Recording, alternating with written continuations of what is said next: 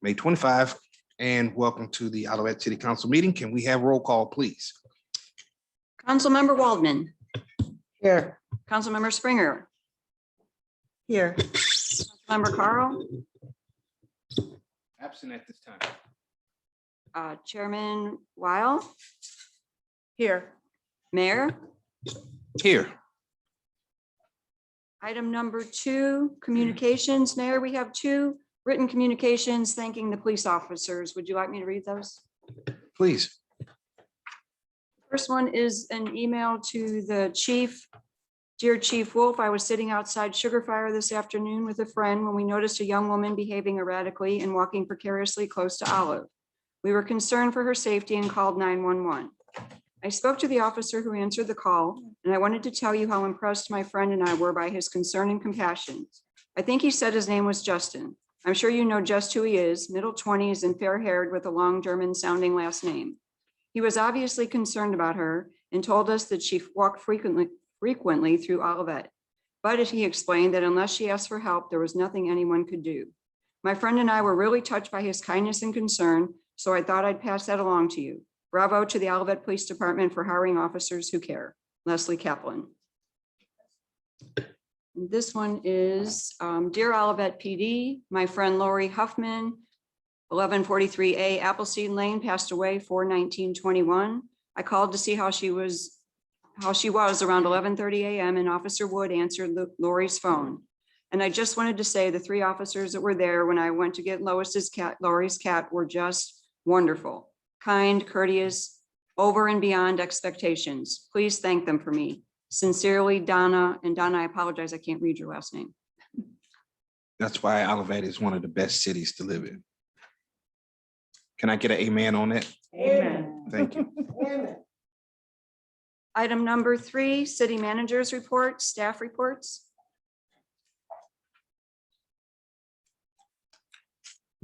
Thank you. And I'll share my screen.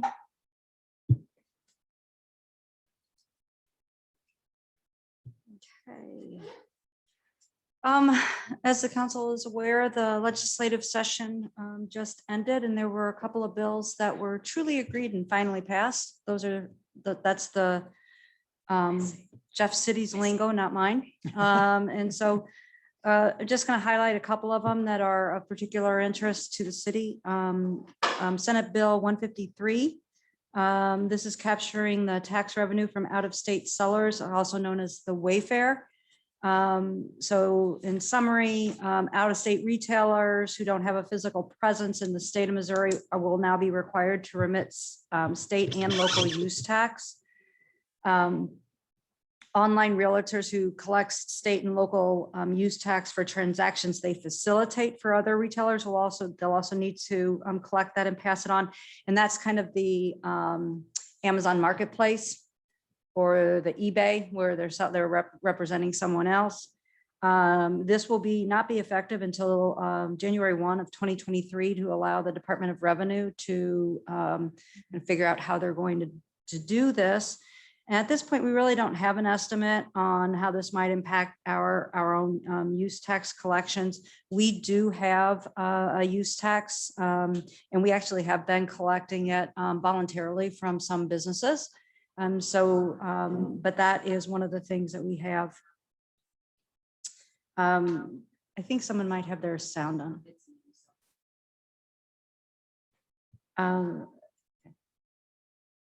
I'm just going to wait for a second here. Okay. Other provisions that got added into this bill are cable service provider fee reductions. This will impact Olivet. These are all the cable providers who currently pay in to the city for use fees. Those will be slowly going down by this if this is signed. There are some changes in the capital improvement district legislation. I don't believe that will impact our current SID, but I would have to have, we'll know more about that once we've actually looked more closely at that legislation. that will modify language in connection with TIFs and other redevelopment projects. So it was a pretty significant bill. I think the Metro League of St. Louis has been working on this, as you're aware, for quite some time. They've been, I think almost every year since I've been here, they've been working on some Wayfair legislation. So it is good that this has been passed. Although, as I said, it still needs to be signed into law. Other legislation is they approved a motor fuel tax increase, 2.5 cents in October of this year. And then each fiscal year after that, it will go up by 2.5 cents until it caps July 1st of 2025. It's really his headline.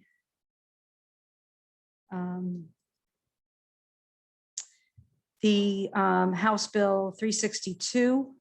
This has to do more with the kind of the sunshine law and how records can be closed. This would allow municipalities to close records related to email addresses, telephone numbers submitted to the municipality by individuals or entities for the sole purpose of receiving electronic or other communications. What that means is, and this is really a good clarifying legislation, because now a lot of people will sign up for the news alerts and they'll sign up for, to get the agendas. And it's really a way we communicate. And what this says is if someone would say, we want to see all those records, we'd like to see all those emails, we would probably be in a situation where we would need to provide those. So what this does is and the people, when they sign up, they don't really have the intention of it being an open record. And so I think this is very helpful. House Bill 271, local government omnibus bill. And I think that's also, everything else falls into here, bill. It does establish the Missouri local government expenditure database, and that will be kind of a large database where they'll look at municipalities can report to the state their expenditures. It's part of a transparency movement, and municipalities do have the option of opting into that. And so again, once that legislation is passed and it gets reviewed, we'll look and see, and the council will have a discussion on that.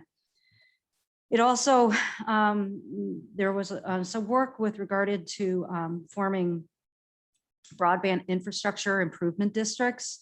And currently that you could have an improvement district, but only within one municipality or one political subdivision. And this allows it to 2 or more municipalities for the delivery of broadband internet service. So they had a busy season, I think. Sure, absolutely. Before you move on, I think it is worthwhile noting, and it will be said again on Thursday night when the league gathers together, but I think it's worthwhile noting that a lot of what has transpired, especially where it relates to the benefit of the municipalities, but in some ways, these larger issues, the Wayfair, the cable situations, all of those, the fuel tax, the records, actually all of them.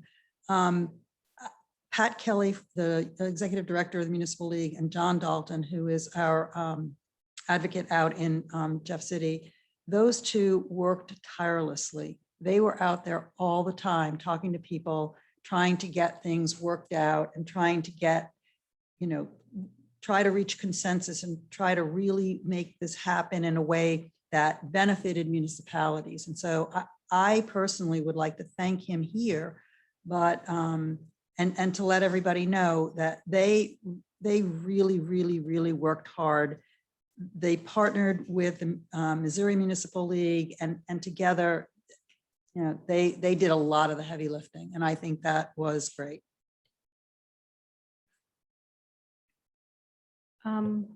Locally at home, we have been busy working on our budget goals and key performance indicators. Again, this is for the budget year of FY22 that starts July 1 of 2021. We're really nearing completion of our revenue and expenditure numbers. Department heads are continue to work on their goals, key performance indicators. And this is just kind of one example. This hasn't been finalized, but it's one format in which someone's turned it in where they look at their bigger goal. What's the objective?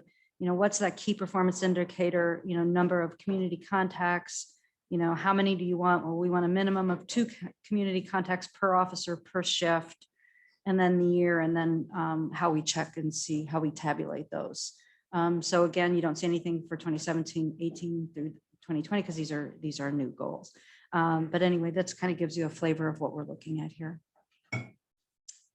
At Olive Crossing, Greg Yowitz, the developer, presented 2 items to the Planning Commission last week. The first was the amendment to the master development plan. And what that did is it identified lot 4, moving it from office / commercial to multifamily. And also including an alternative option to combine lots 1 and 2.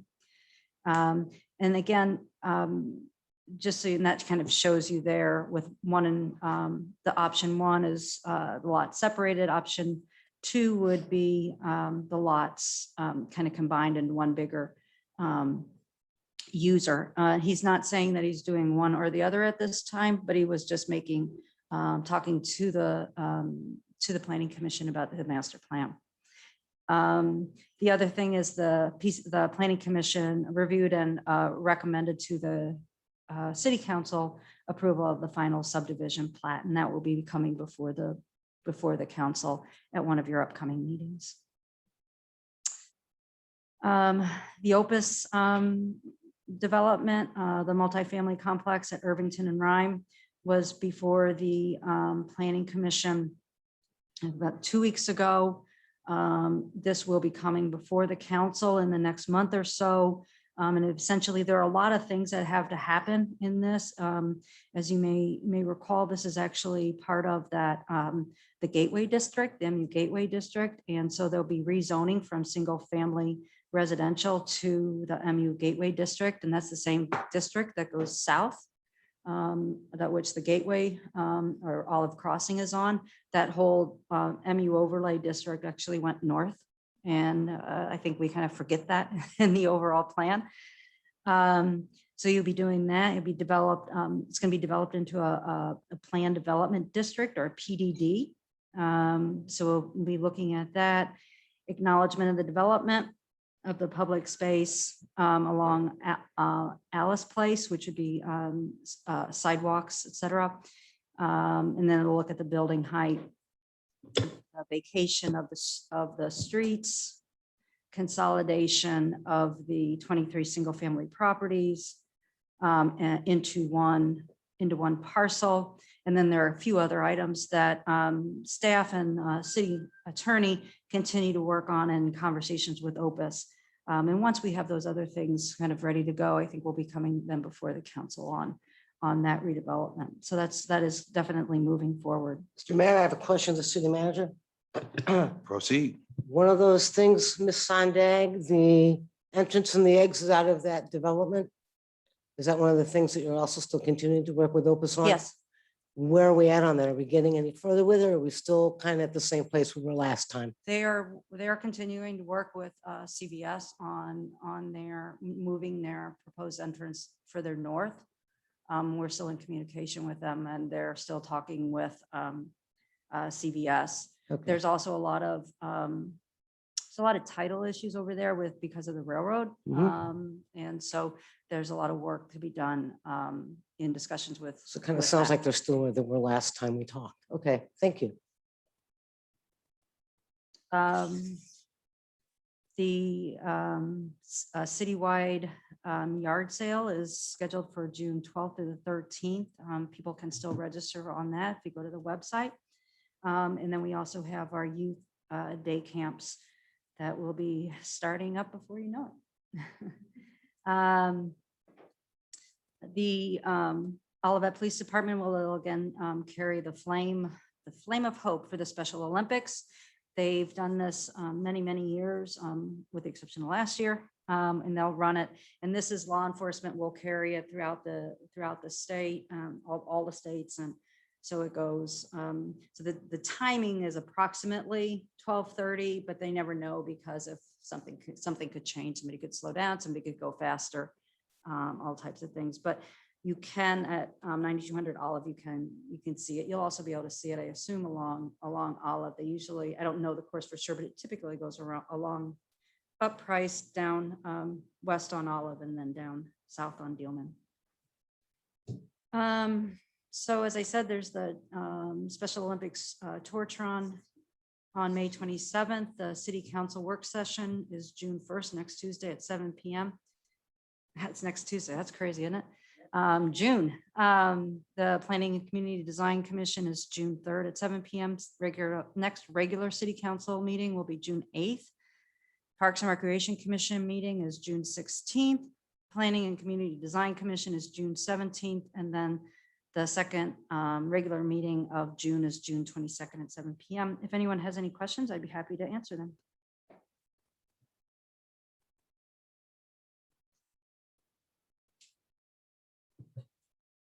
Okay, seeing none. Let's go to our staff reports. Mayor, I have that in there. I don't know if anyone has any questions on any of the staff reports that you have. I did try to do some of the highlighting of some of the things. You will note that both fire and police continue to be a little more busy as we move, as people leave their homes. So you'll see that Public Works has completed a number of, are working on a number of different road projects, as well as working with the surveyors that are surveying the parks for in anticipation of or in conjunction with our park improvements. And they've done a lot of work with kind of putting in different monuments, so as markers, so that we know we can kind of go back in the future. They'll be able to go back and look and say, oh, this is a point that we can use as a reference when they're looking at the boundaries, et cetera. And then the Parks and the Recreation Commission, our Recreation Department, they're gearing up for their spring training baseball. They'll have where they're getting ready now with the release from the county of starting their other fall recreation programs, and they are preparing for camp. And I think they also have a small park and community center project going on. So, and most of the department heads, a lot of department heads are here tonight if the council would have any questions for any of those department heads. And I also know that we have another one that's on Zoom. So if you would have any questions. Okay, our city council reports. Councilman Carl, do you have anything? Yes, Mr. Mayor, I attended the Economic Development Commission meeting last night. They discussed updating their 5-year plan in the post-COVID era. Ms. Dottie attended and had some fantastic ideas, I think. And so they will work on that. I let them know that the city council was looking at redoing the entire strategic plan, and that obviously staff would make sure that those two efforts were coordinated. Thank you. That's my report. Councilwoman Ruth Springer. Mayor, I have nothing to report. Councilwoman Missy Waldman. Thank you, Mr. Mayor. I attended the Parks and Rec Commission meeting for my fellow Pro Tem Weil on the 19th of May. The Parks and Rec Director gave a really good thorough report in what Ms. Sondag identified was staff report. So I won't go into a lot of the details there, but what I do want to share is you really have a very informed board, Pro Tem. Some of the interesting things that took place were Scott Trent, a troop Eagle Scout, remember that, Eagle Scout, Trent Elliott from Troop 648 presented a proposal that was the importance of bat and bat boxes. And he provided an example of Day Lodge bat houses. Products overview was presented to the commission. He identified that it needed $627.30 for 5 bot boxes. For funding through the manufacturer's offer, there would be 20% discount, and there was some other level of discount if they went through Home Depot. They talked briefly about how he would obtain his funds. I was ready to write a check, but hey, you know, what can I say?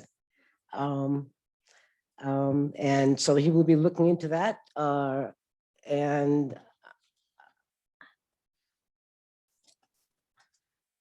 I don't really want to repeat what the park director has in there. Pavilion operations are opening wide up. Now that COVID regulations have lessened, there is online booking of the parks. They need 48 hours before the day you want to prepare to have your rental. Riverside ADA water fountain has been placed and is working. They informed the body that the council allocated a new position, a full-time limit equipment operator. And then you had another presenter, Jean Ponzi with the Missouri Botanical Garden. She's with Green Resources Manager for the Missouri Botanical Garden, and she presented the ecologic of mosquito control. Biodiversity, bat boxes, and mosquitoes. She all thought they were all very good things. And she identified that the bugs that we're killing are pollinators in the gardens in Missouri. And bug fogging kills all the bugs around the spray area. And this is killing our pollinators. Mosquitoes are part of the eco food supply. Mosquitoes breed in strong and ponding water. So that's really what we need to do more than fogging. She identified Brentwood and Collinsville as two areas that no longer fog. St. Louis City fogs only when a report is made about a serious mosquito infestation. So she identified the BTI biscuits and their larvicide and the other things that we could be doing other than spraying. And the body will TUA it and look a little bit more into it, and then consider bringing it to the council. And that the rain gauge for Indian Meadows is on our agenda tonight. And that's pretty much the things that happened at your park board meeting on the 19th. So it was an interesting, informative meeting.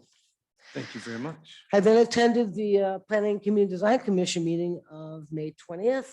9612 Old Bottom was approved. Number 7 Bond Hills Drive was approved with the understanding there would be a stormwater situation that would be looked at and approved administratively. We deferred 9316, the local fine arts publishing entity, until the next meeting in June. We approved, as the city manager so identified in her city manager report, the moving to the city council, the I-170 redevelopment area known as Price Crossing. She also noted the fact of the consolidation of the final plot that will be with us. And the body will continue the discussion of stormwater management. Is it fair for additional detentions and subdivisions to have individual of stormwater runoff on the homes? And that is a discussion that Planning and Community Design is having at this time. And we will have 3 new homes under review for June 17th. That is my report from Planning and Community Design. Thank you, Mr. Mayor. Thank you for your detailed report. Chairman? I did not attend any meetings since our last meeting. That would be the same for myself. We need now our monthly financial report from Mr. Mann.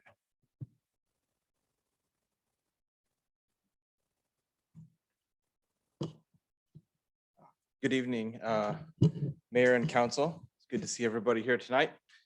We're looking tonight at our year-to-date fiscal year for April, which is 10 months in, and which represents 82% of our year. And if we look through the funds themselves, you can see that we're right around those numbers. The general fund in particular, which we talk about a lot, is end of the month 70,000 above expectations, or 70,782.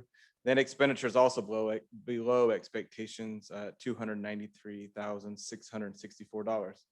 So if we go through, again, there's our dashboard there. Nothing's showing anything strange or out of the ordinary. If we keep going down from there, we'll see our reserve policy well within compliance at a little over $3 million in compliance. In the individual kind of like quarters that we talk about, sales tax, as in many prior years, has kind of propped up some shortfalls in our other areas, and that's happening this year to date too. Property taxes, we have not received our protests that we usually do in May historically. Last year we didn't receive them until June also, and so we'll see what we know the amounts, and we're pretty sure that the budgeting is good. Utility taxes, those collections slid a little bit, but they are stable, and that's pretty typical for this time of the year, it seems like too. If we look at the remaining categories, the same places continue to struggle. We do have a little bit of our business licenses. If everyone remembers, we put off the ability, or we postponed the payment on those business licenses, and they're due now in May, and actually the payment's due in June. So, but what we have found is that many people, many of our businesses are still paying on the regular time frame. And so when we moved that postponement was approved, I moved the budgeting figures back into receive them in June. And so that's propping up our April, since some of those have paid early. Outside of that, on the expenditure side, there is a pretty large variance. And as I've kind of continued to follow, 175,000 of that is from the community center and recreation department alone, just from the closure itself. And we can see less than that actually in the negative variance in those revenue numbers. So as we kind of look through these, some of the things, our contracted services, which is again a lot of what we have not had to spend in that Parks and Rec and community center departments, are where the big variances are. And I'll show you in just a second one of those clues. But for our charts of the month, you can see there the sales taxes, which we followed pretty closely this whole year. Again, we're the orange line that has a huge spike there in September, and then it kind of had a little waning point there in January, February, and now you can see we're up to some of our highest collections. Again, when you look at these month to month, I cannot tell if it's timing or if it's just business timing, or if it's actually timing of the actual processing of them themselves. Either way, we're looking good, and this is promising as we go into our budgeting. The next one is another kind of a set of anomalies here. This is our use tax collection, and I put this in here before we had kind of the legislation had kind of passed itself, but you can see how we've been surprised this year. We're the orange line here again for 2021. And as I said last month, this occurred because of a large refund request for a use taxpayer, and it was fairly large. And you can see how large it was. We didn't receive anything for 4 months. And so that's something as we go through our budgeting, as we look at that A1 sheet, if you all remember what that with all the different things, you'll see a big variance there. And that's because I don't expect that to happen again based on all these lines that are sitting here. One thing that we did see, and if you can see, follow that orange line there, it was a little bit higher than it was that whole year up until we hit that big that big refund in February through now. And when Wayfair passed, a lot of the national companies came into compliance without the legislation. And so that's kind of a little an indicator of where we were. Now that other green line there, which ends in a really good spike there in June, Wayfair passed sometime in like December and January of 20. And so you can see almost right away, we saw a decent increase in what we were experiencing. Now there was also some delay with the processing there, where we didn't get our big spike in March, which those actually represented annual payers to the use tax that come in January and then get processed to us in March. So Don't go any further, please. Thank you, ma'am. I just need some clarification. How can you say Wayfair passed in December of 20 when it didn't pass until now? So I'm a little confused on Sure, that for okay. Missouri. Mhm. And then the other question is, you said somebody wanted their use tax money back. Yeah. What? Okay. Explain, help me. Yeah. First, the Supreme Court ruling of the national Wayfair, which was the South Dakota case. So when that happened, several states had already had or were quickly on the legislation that the Missouri is now just worked through too. So that's what I mean when I say that. Yep. So everyone else kind of had to come into compliance at another place, and we saw it trickle over into us. What was the second question? I'm sorry. The second question was why would somebody want to simply have to get? Oh yeah, sorry, the refund. tax back? Yeah. It's essentially the same as if you accidentally paid your sale or your use tax and didn't know it. Now this is interesting too, because I will say it was a utility that did it. And so they have large construction projects that they just pay tax on, and then it works in a variety of ways. It's how you can get to this. But last year or 2 years ago, there was legislation that you could get refunds up to 7 years. It was 2. So I'm suspecting that this was maybe the same folks that had a hand in setting that. I shouldn't say those kinds of things, but it was a very large refund. And we do know who it was, and I can go back, and it was many years of, and I guess I should say, if it's a public utility on a public project, does not have to pay sales tax. Usually when the city of Olivet and Bruce usually stays on top of this stuff for us, we sign a form, and the contractor, and for this building was the same way, is they can buy goods and stuff sales tax free as if it was us buying them. And that's the first way you could have done that. But the other way is the contractor themselves can file for a refund. It takes a little longer, and you're out the cash. So that's. So we calculate that cash for our budget and then. Yeah, so that's a very good point of what that really, all these lines should have been down a little further, shouldn't they? And then we got to pay this off in this month. Now, there is you can see there, that light green line goes below 0. And that's what this line will look like from now on. While the year we're in, it's cash basis, but the reporting from the state actually goes negative, but the state doesn't make us pay them back. They just give us $0 until that's made up. So it's an interesting. We've seen it before a couple of times with mistakes have been made, but that's the story of our use tax, and that's corresponds with some legislation. So we'll see. We do have a fairly good increase going in for the budget from this year just because of that 0, but that's why, not because I expect any kind of use tax from that legislation. Sure. I don't have much else other than this page right here on page 5. I would like to point out kind of where these variances are come from on the expenditure side. And in the big bank of green right there, you can see on our personnel costs, which is just salaries and then payroll, it's payroll taxes, those kinds of things. We're $30,000 on the good side of $5.3 million. So that's kind of where you want to be on those kinds of things, obviously. Other personnel costs is training and medical, insurance, those kinds of benefits. You see we're pretty close there. The big numbers start popping up in that contracted services, and that is things like our umpires, our uniforms, our things that we have contracted out. Some of the stuff we had when the community center was closed, we did not need some of those contracted services. So there's a good kind of clues of where our variances are coming from. It's good as we go forward with our budgeting, because we know that our salaries and stuff are set good, and our benefit costs are good. So that, I don't have anything else. I did not mean to take very much time, and it always ends up going more. So I'm sorry. Okay. That's all that I have, Mayor.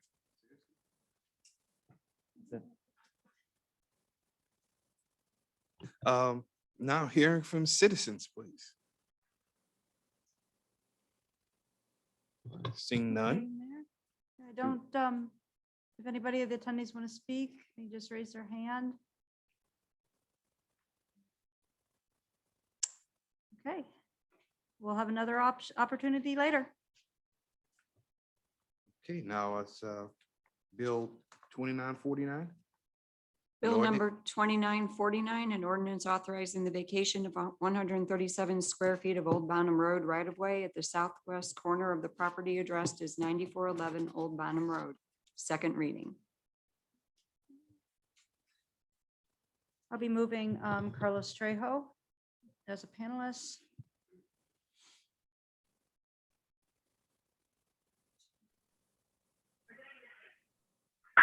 Hi, Carlos. Good evening, Mayor, members of the council.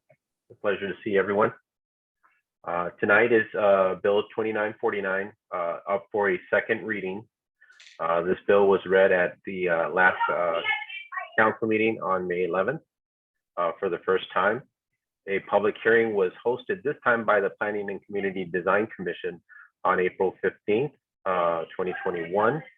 And the process is the second reading, requesting the council to consider action in the form of a motion to approve per the title.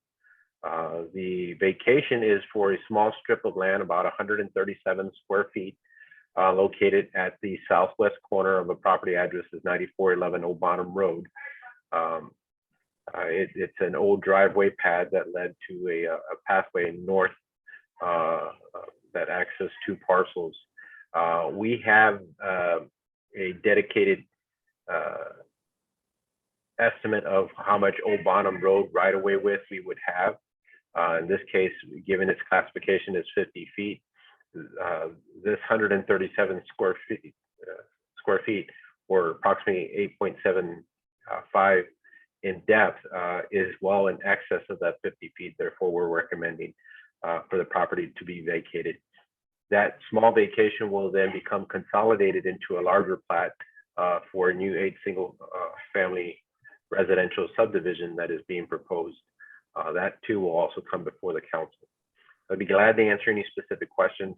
The one emphasis, again, I'll note is that this time the public hearing was held by the commission as opposed to the council. And the comments that were received were more specifically regarding the design of the subdivision and a retaining wall located north of this, but nothing specific to the vacation. Mayor? All right, I welcome. Madam, questions? Mr. Mayor, I make a motion that we approve Bill 2949, an ordinance authorizing the vacation of 137 square feet of Old Bonham Road right-of-way at the southwest corner of the property addressed as 9411 Old Bonham Road. Do I have a Second. second? Okay.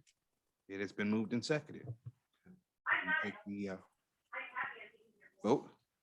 Councilmember Carl, Yes. Councilmember Waldman, Yes. Councilmember Springer, Yes. Chairman Weil, Yes. Mayor. Yes. Motion passed by action of the Olivet City Council. Bill number 2949 becomes ordinance number 2722. Thank you, Mayor. Thank you, council. Okay. Carlos, are you going to stay on for the next item? Yes, ma'am.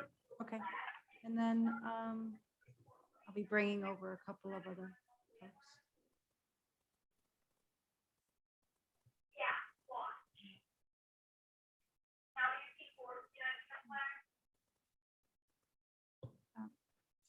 Bob Gage is on with us from representing the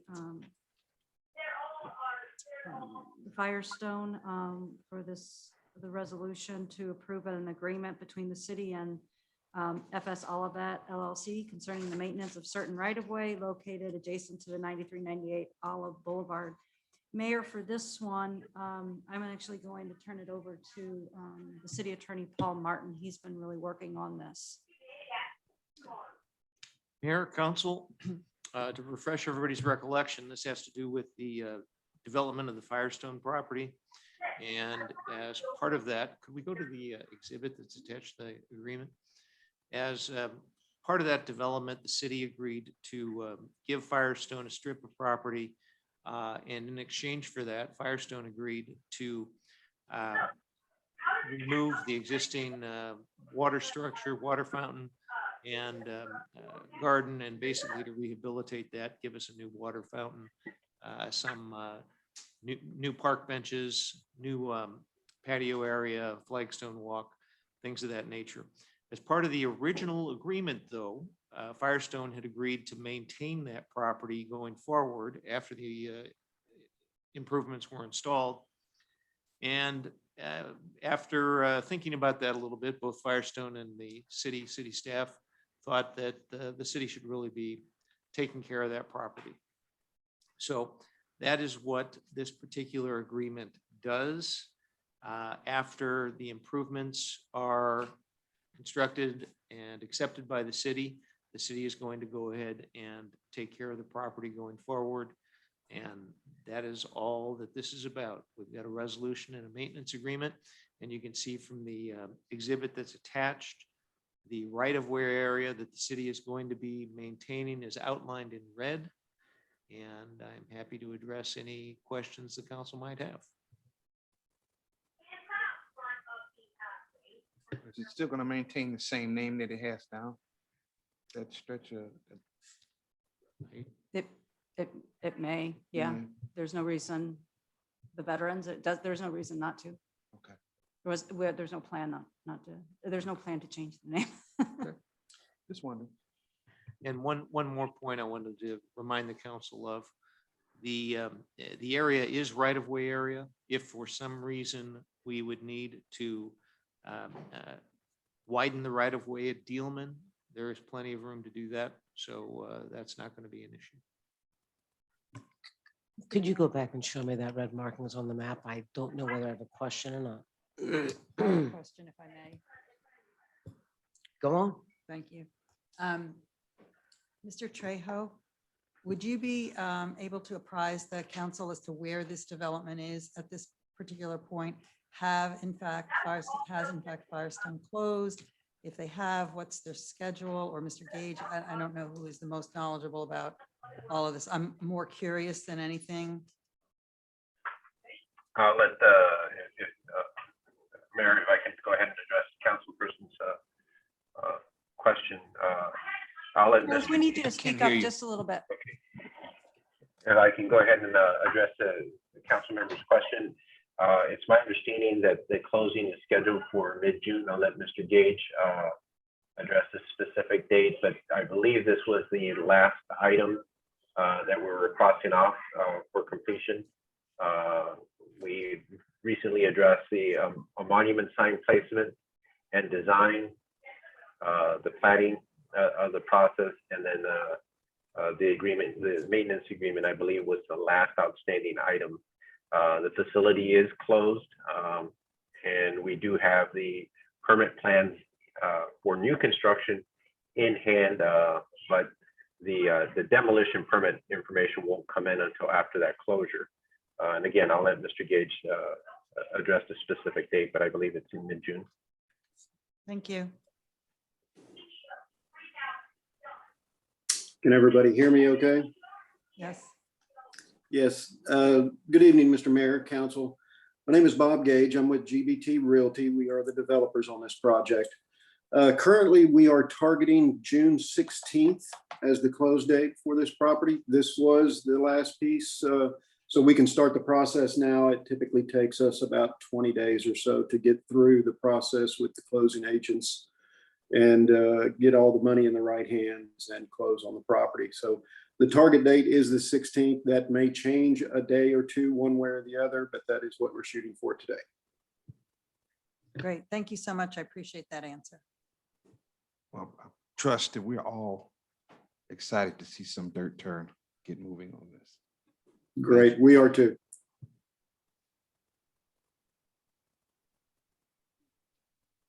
If I may go to my question now, sir, Mr. Mayor? Yes. Ma'am, could you please go back to the map where the red is?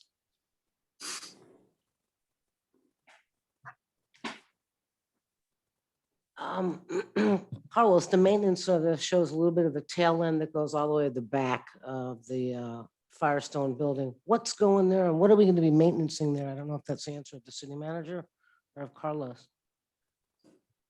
Are you talking about this area here? Yes, Just, that's the sidewalk.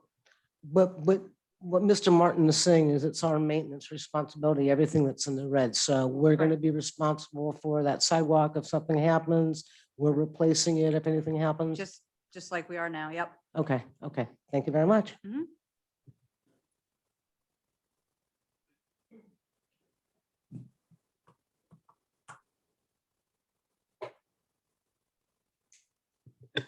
So where we are not, number 9? Oh, I'm sorry. Thank you.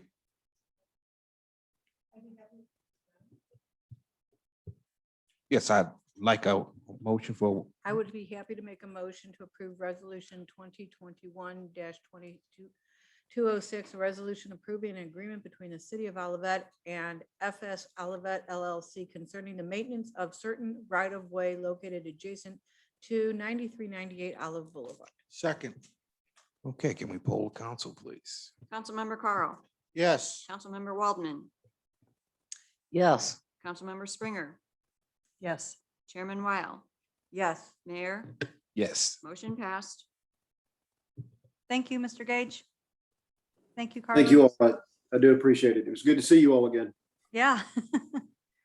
Thank you and good night. Take care. So now we're on to number 9. Enter into an agreement with A plus B, or is that supposed to be A and B construction? A and B construction to complete services outlined in salt storage structure. Invitation to bid. I know. Good evening, Mayor, council members. It's very nice to see everybody in person, and I'm excited to be back in the council chambers. It's been a long time since we've been talking about salt storage and climbing on piles, moving tarps and so on. And we've sort of circled back to a very popular style structure for MoDOT, other municipalities, and have set a nice location on our site at 1191 Dealman Road. We are sizing it for what we anticipate as a more severe winter needs, but less salt than we would normally keep on site because only a certain percentage of it becomes usable during severe weather, meaning the salt just becomes frozen so that we can't actually break it up to put it in the trucks. So we've done the calculations based on the angle of repose of salt and how far you can pile it, and also verified that with other agencies and the manufacturers. This particular company they specialize in structures in more corrosive environments. We had pretty stringent items in the invitation for bid about wanting hot dip galvanized, post fabrication hot dip galvanized, so that all of the metals are protected. Now this is it's still a salt environment, so we still have to do our part to be careful and make sure we're not burying anything in salt. But I believe that they have a very good warranty and fabrication process to meet our needs. And they've done several in the region, including our neighbors to the north in Overland. They did their structure probably about 6-7 years ago. I'd be happy to answer any questions about the site plan, structure design, colors. Okay, what color is it going to be? Well, I wanted polka dots, but they don't do that. So I'm disappointed. I thought you would have found something more. Yeah. So interestingly, they say that darker colors don't work as well because they attract the UV light and it tends to degrade the fabric faster.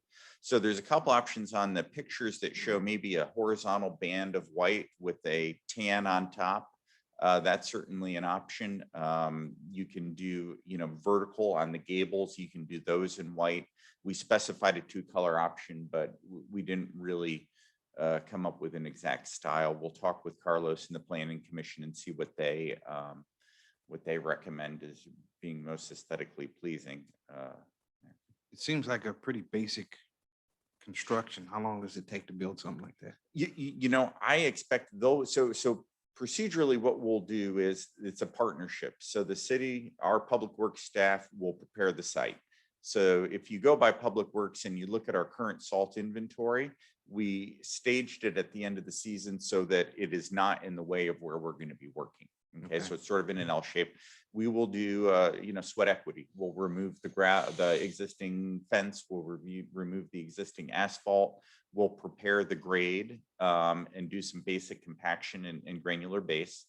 We'll sub out the concrete flat work.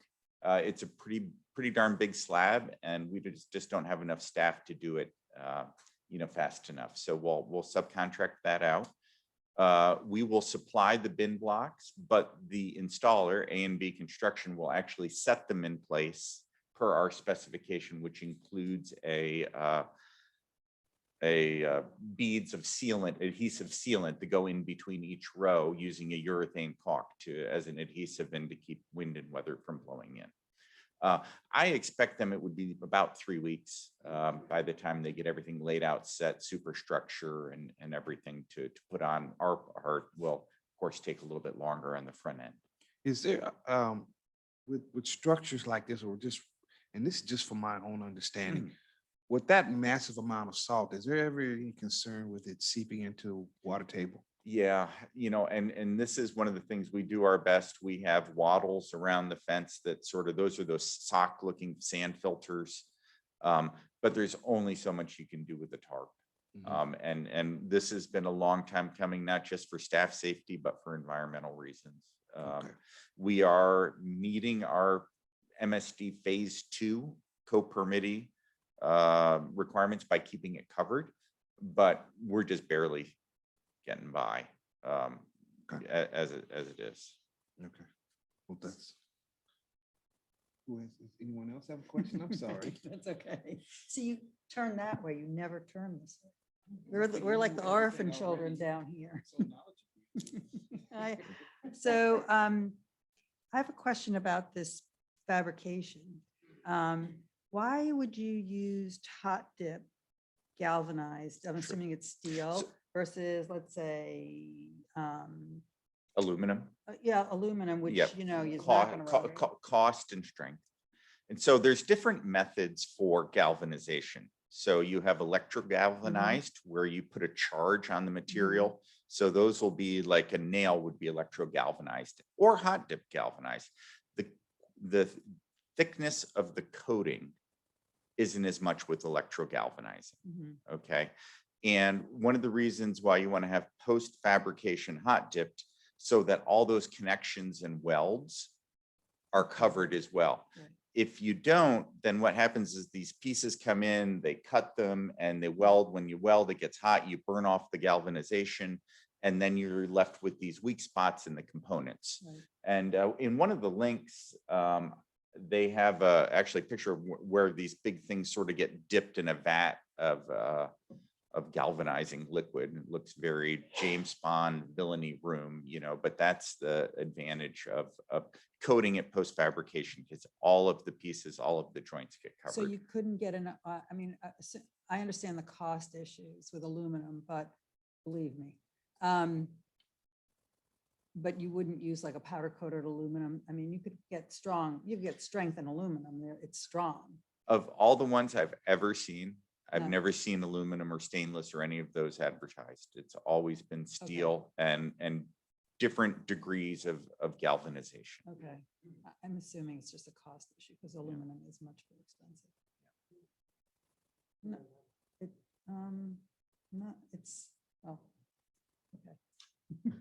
I was That's not- pleased, based on what we had budgeted and sort of done our calculations on, that in the time of COVID, that our prices held pretty darn close to what we had anticipated last year when we were preparing this. So, and that's our timing is to get this buttoned up and the agreement made so we can lock in our pricing. Well, I was going to ask you a question, but I think it just might have been a blippo in you, because I was wondering where 1191 Dillman Road was and where the salt building was going to go. But I noticed in the document that is scrolling here that it's really 1191 North Price. So I was going to ask did you, I put the where wrong is address? 1191 Dillman? But it was really just a blippo. Okay. So that's all I right. do That's all right. apologize. No, that's all right. But it did take I'm me so for a excited minute. about the striping on Dealman that I just. 21 years I've been walking the city. I'm like, where's 1191 Yeah. Dillman? So That's all right. The then. striping looks good, by the way. No one drove through it. There's a little kind of as if. By the Hill and truck- Dale, yeah. Yeah, as if the truck kind of got wonky, but no, but I drove and I looked really carefully. No, I know. no, I've The- got the- a name the- for people like that. I have no idea. Oh, yeah. No, we've had some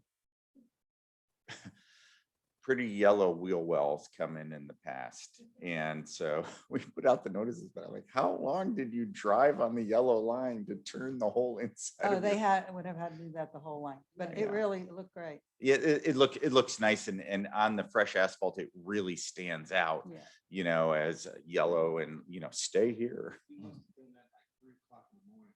We know, for our city process, we actually do require that we do it overnight. And in August is when we typically do it, because that's when our pavements are the hottest and the driest. Because of the Dealman Road project, and this was done as a contract item, we couldn't make that requirement, and we couldn't wait till August to do it either. They wanted to do it just a few days after they paved, but we asked them to delay because of the pavement temperatures, that we wanted the paint to set up quickly. I do not, but I will make a motion if you'd like. Yes, please. I entertain a motion. Okay, Mr. Mayor, I'd like to make a motion that we enter into an agreement with A&B Construction to complete services outlined in salt storage structure invitation to bid. Not to exceed $60,935. I will second that. Okay. Oh, I'm sorry, I was reading this. Okay. I'll add that. I'll amend my motion to include that. Councilmember Carl, Yes. Councilmember Waldman, Yes. Councilmember Springer, Yes. Chairman Weil, Yes. Mayor, Yes. motion passed. Thank you.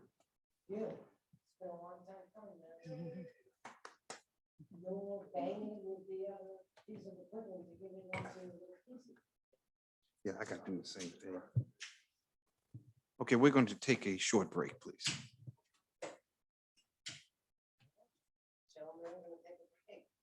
Isn't that a change for? Never had to do this when women are mayors. I'm just saying. I'm going too. They're going.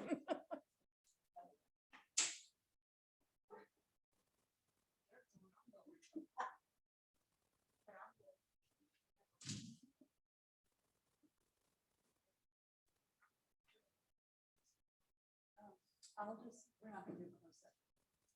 Everybody can go to the chat. I will write it and then.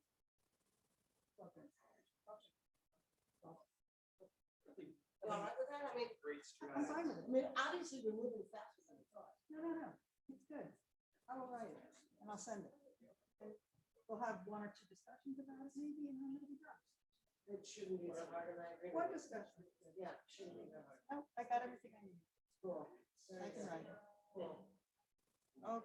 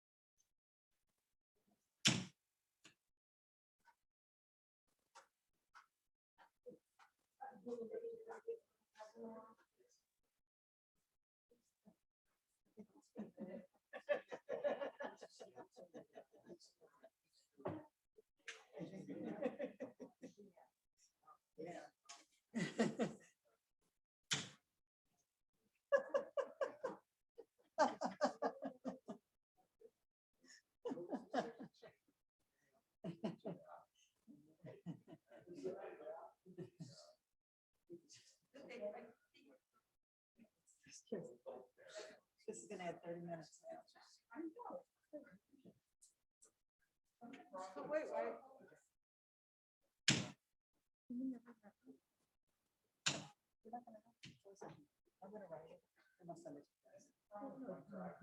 No, I don't, no. we're not gonna do it, 'cause I don't understand why some of the people start to know. They're not gonna buy it, right? And I send it to you guys. I have everything on my.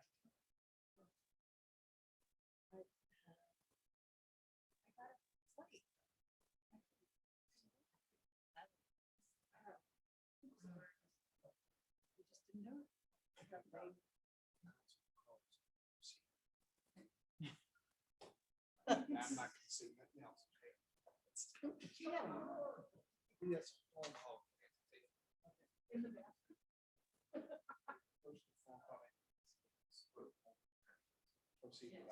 All right, let's go. Tell Barb. You didn't ask me.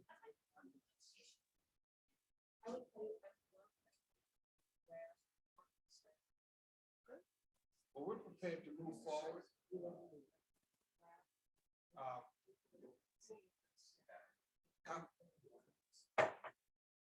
We're prepared to move forward. Councilman Carr, he's here to take a personal phone call, so we should go ahead and see about it. Okay, Mayor, I believe. That's okay. I think we're on item 10, authorization to enter into a 3-year agreement for training with the West County EMS and Fire Protection District at an annual fee not to exceed $550 per uniformed officer. And we have Fire Chief Steve Carmen. Good evening, Ms. Sondag, Mr. Mayor, City Council. My name is Steve Carmen, Fire Chief for the City of Olivet Fire Department. The Olivet Fire Department is requesting to enter into a training agreement with West County Fire and EMS, an agreement that is for 3 years at a cost of $550 per firefighter annually. The training agreement includes monthly training classes that meets ISO standards requirements for each firefighter. Olivet has fire instructors that can participate in training the classes out there, which gets them their required classes, hours taught, so they can renew their license. The training tower is available during the day for our firefighters to go out and use anytime that they would like, as long as no one else is using that training tower. The agreement also gives the fire department 2 live fire burns a year, which is required training for the fire department. And the department will also be able to attend other training classes out at West County for this. The City of Olivet can opt out of the agreement at any time with no penalties. You guys have any questions?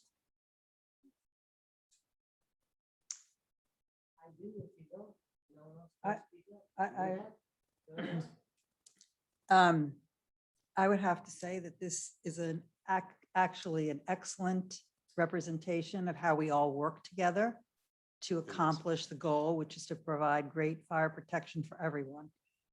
Well, thank All you. I'm going to say. Thank you. I appreciate that. I don't disagree, but I got a couple questions anyway. Absolutely. Because I clearly understand the majority of that training is fire, smoke and fire. And Yes. that's not what we're doing in our training in our fire department. But I did have a curiosity about the training tower. Yes. We do have our own training tower. Is the training tower that's out there, is it taller?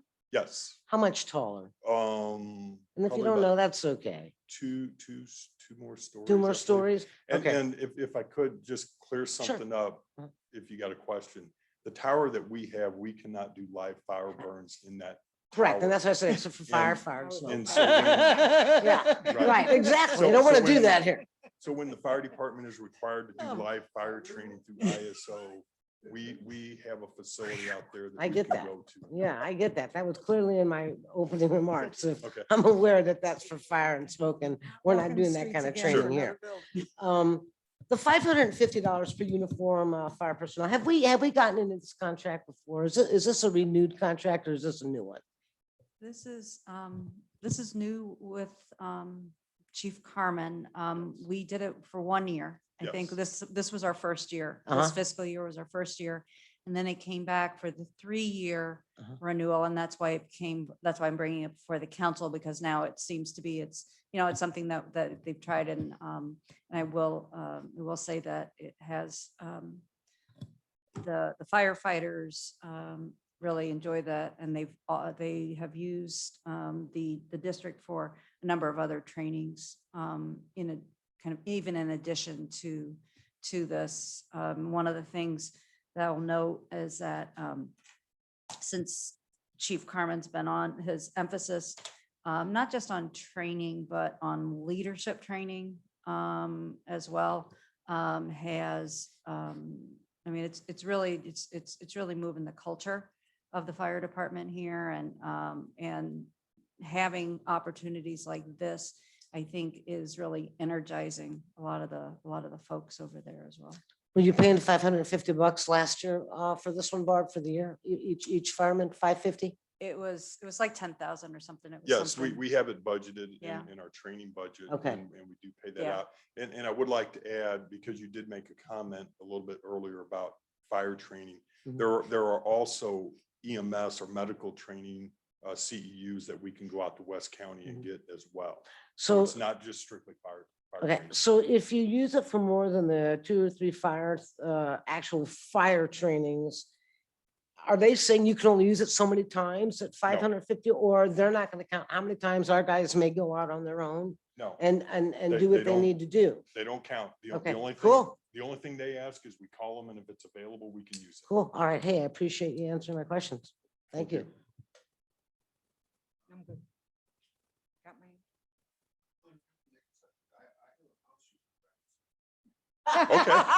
Not according to someone in my household. No.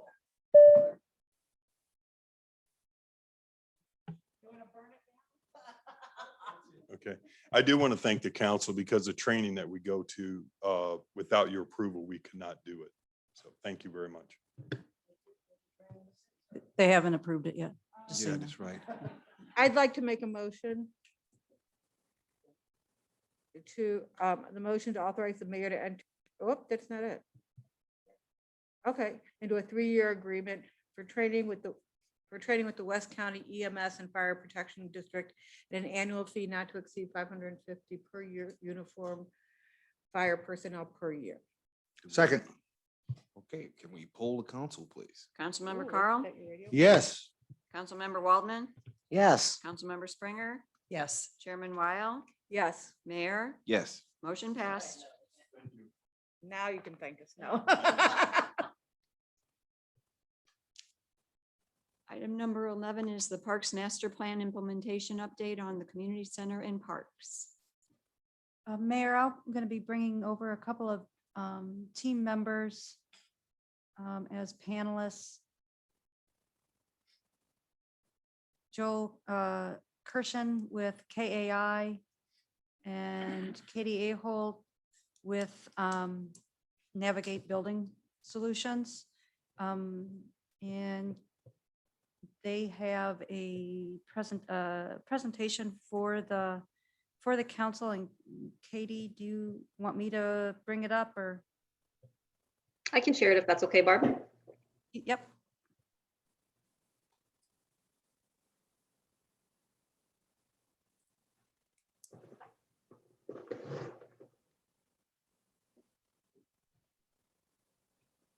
Okay, we'll go ahead and get started this evening. As Barb mentioned, my name is Katie Ahold, and I am a Senior Project Manager with Navigate Building Solutions. We are serving as the owner's representative for you as the City of Olivet on the Community Center and Parks Improvement projects. Tonight, we are going to give you a planning update. You can see here our agenda. We're going to touch on both the Community Center and Warson Park and the overall park improvements for the city in tonight's meeting. Both of those topics, we'll do a quick recap, touch on progress to date. We have some updated design images and renderings to share with you. We'll also talk about project phasing and schedules and really look ahead at the next steps. Lastly, we will give an update on the overall project budget and talk about where we're headed from here. The meeting goal for tonight is really for this to be an informational update to you all in preparation for upcoming approvals to go out for contractor bidding later on in June. So the last time we met was back in February of this year, which was at the completion of the design development documentation for the community center. At that time, we reviewed the floor plan and exterior renderings and material selections for the building, as well as the site plan and how the building itself is to be coordinated with the GRG Centennial Greenway. You can see on the timeline, we are here. So we are wrapping up our documentation phase of the project and heading into permits, bidding, and contracts for a mobilization by the contractor later on this summer. This slide recaps for you our progress to date specific to the community center. The design has progressed through 100% construction documents. With this, like I've mentioned, we are fully coordinated with the Centennial Greenway. We've been able to select interior finishes and materials, some of which you will be able to see here tonight. And coordination is also ongoing for the owner provided systems. These are things like the audiovisual system, security, furniture, fixtures, and equipment. Lastly, I'll note that we have completed a full constructability review of the 100% documents. Joel and his team are working right now to wrap up all of that feedback into a permit set of drawings that will be issued both to the City of Olivet and St. Louis County, targeted for June 2nd. I'm going to show you again this evening a couple of the slides you've seen before. This is the current floor plan for the community center. It is the same that you've seen kind of throughout this process. We've not had any changes to that. Just wanted to kind of recap where this was if there are new members attending here this evening. The blue spaces represent the athletic and fitness areas. You'll see to the west about a 4,000 square foot fitness facility. To the south is the full-size gymnasium. To the north is an aerobics or fitness room that can be used for classes or other activities. And rounding out the blue space is the changing suites where we will have a set of lockers, available toilet and shower facilities. The cluster in orange is the administrative space for the community center. This includes the office space, the welcome desk, conference workroom for Parks and Recreation staff. The green spaces include an indoor playground to the north, and then the multi-purpose space where you see the series of tables kind of to the southeast corner. There are a few areas in gray that represent the technical and support areas like electrical and data closets. And lastly, the teal color towards the center of the building is the lobby or general building use space. There's some restroom facilities included in this, a parent's room, and also that lobby fireplace area that we've discussed.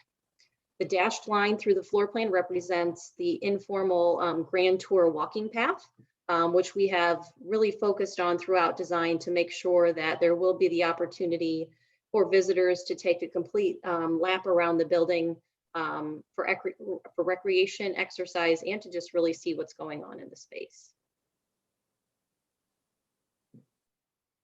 This slide here shows you those exterior renderings and elevations. Once again, the building is primarily designed to be metal panel system. There will be a couple of colors. There will be a dark gray, light gray, and also a wood look accent panel that will be used to highlight specific areas of the building. There will also be a green portal, as the design team has called it, that will carry really from the main entrance of the building facing east through the fitness center facing west that you will see as you approach the building as you're entering off of Orson. A couple of new views for you here this evening are some of the interior renderings. Here you'll see the teaching kitchen. This space is designed with plenty of wood laminate cabinetry. The walls are a combination of both full format tiles as well as an accent tile. You see the ranges in the back of the space. This entire wall will actually be stainless steel. What you're not seeing here is the fire protection system and kitchen exhaust hood that will also be over this in the space. The next image here shows you a view into the gymnasium from the lobby. A few things to note here are the blue and green colored panels on the walls of the gymnasium. These are acoustic panels that will help with sound dampening. You can see there is some natural light coming into this space that is from skylights both over the gymnasium and the lobby itself. I talked about the walking track earlier. It's a little bit hard to see here, but we have made carpet selections that will vary as you walk throughout the lobby space that help to denote the areas for walking and the areas where we'll have groups of furniture or seating clusters for conversation. The furniture shown here is just a placeholder. This is one of the packages that we are working to finalize over the next couple of months and begin to procure in addition to the construction phase services. The last rendering of the interior I'm going to show you tonight is the indoor playground area. This area, you can see the floor is a wood look luxury vinyl tile. This will flow into this space from the lobby and continue around the perimeter of this room, which is also an area that walking track will follow. There is a slight elevation change. You can see there's a subtle ramp up and down as you walk through this space, which will be good for additional exercise purposes. Again, we have the acoustical panels shown on the wall here for sound dampening. And that space you see in the center is an island of carpet.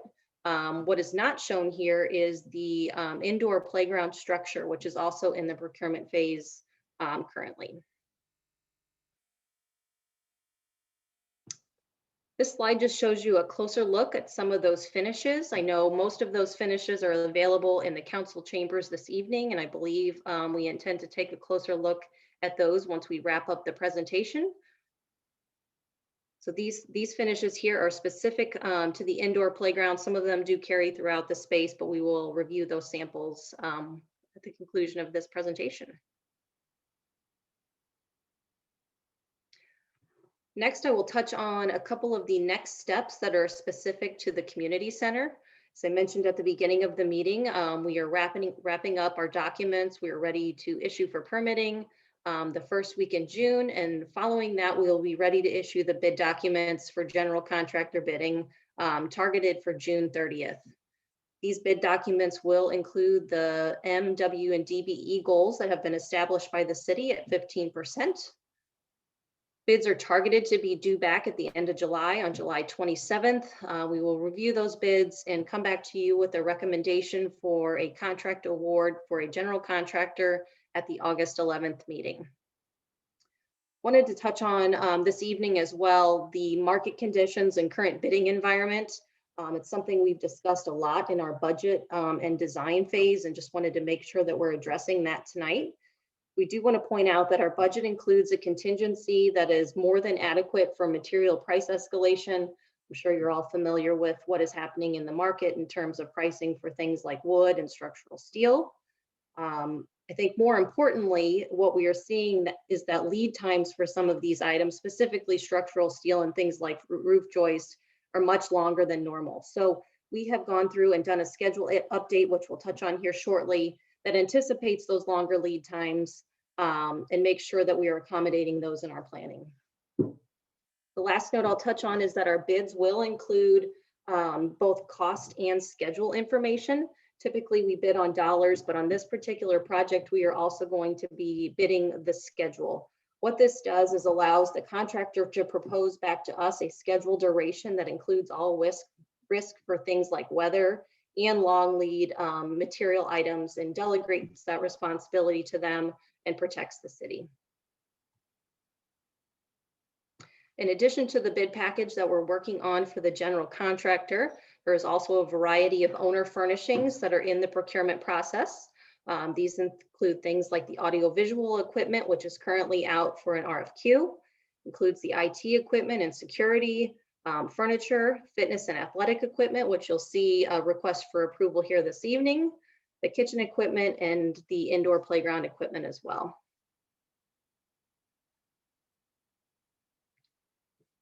All right, next I'm going to jump into a recap of the parks improvements. So again, the last presentation to the Olivet City Council for the parks was done in February of 2021. At this point, we were at the completion of the concept design documentation. So at that February meeting, we reviewed the individual park concept design plans, which also included some key notes that referenced back to a design manual that further defined the design intent for each of those features.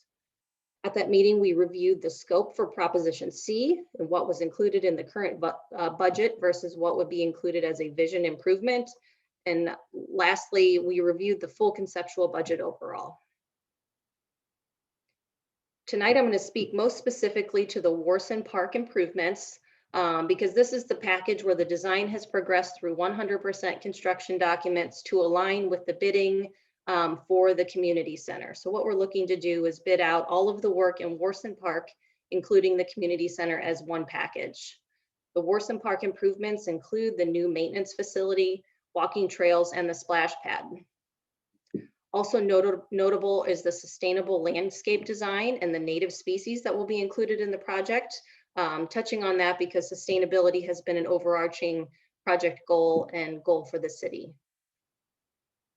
With this portion of the project as well, we have completed our constructability review, and these documents are actually submitted to MSD right now and will be part of that June 2nd submittal to the City of Olivet and St. Louis County for permitting.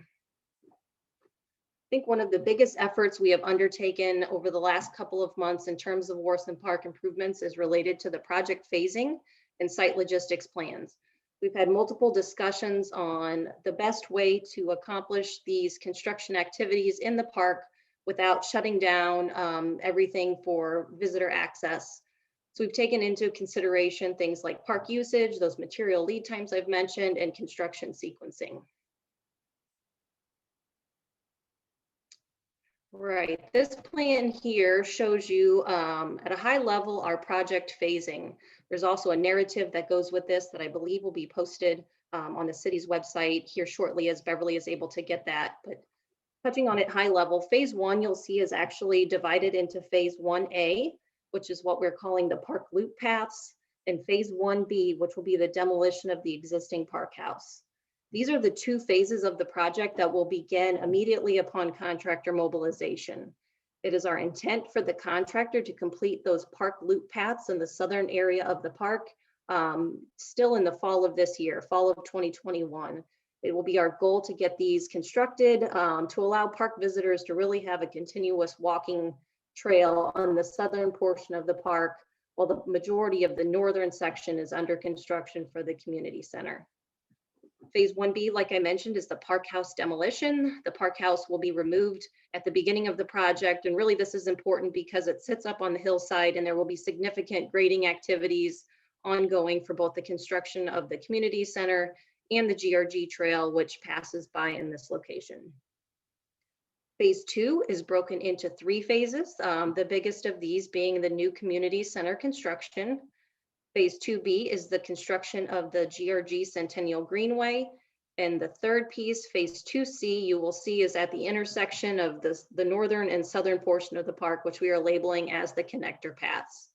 These 3 portions of phase 2 will all be completed at the same time. So I mentioned earlier that the bids will include both cost and schedule from the general contractors.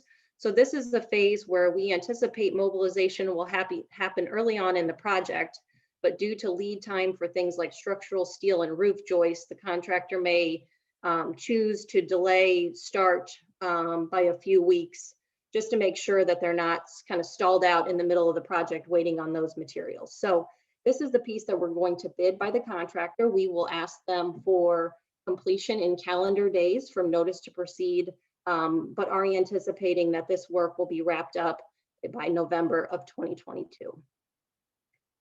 Phase 3 is the new maintenance facility. So you will see all the way down to the south end of the park, located in a portion of the existing parking lot near the current community center.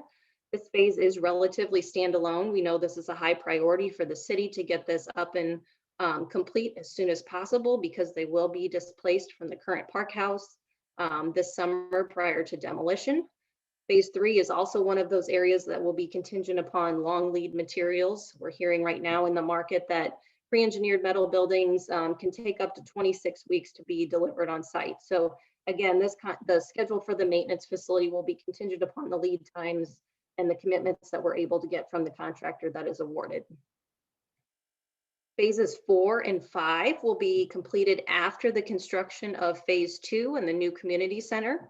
This is the work to demolish the existing community center in the southern portion of the park, and then also come back in and reconstruct the splash pad that is shown in that area adjacent to the existing playground equipment located behind that community center.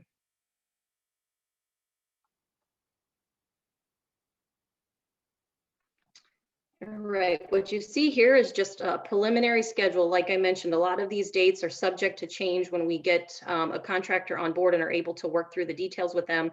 But just wanted to show you some of the logic and thinking behind the phasing plan. As I mentioned, we'll have notice to proceed and mobilization after that August 11th City Council approval. Phase 1A and 1B, the South Walking Trails and Park House demolition will be the first to start, and we expect that these will be wrapped up early fall this year.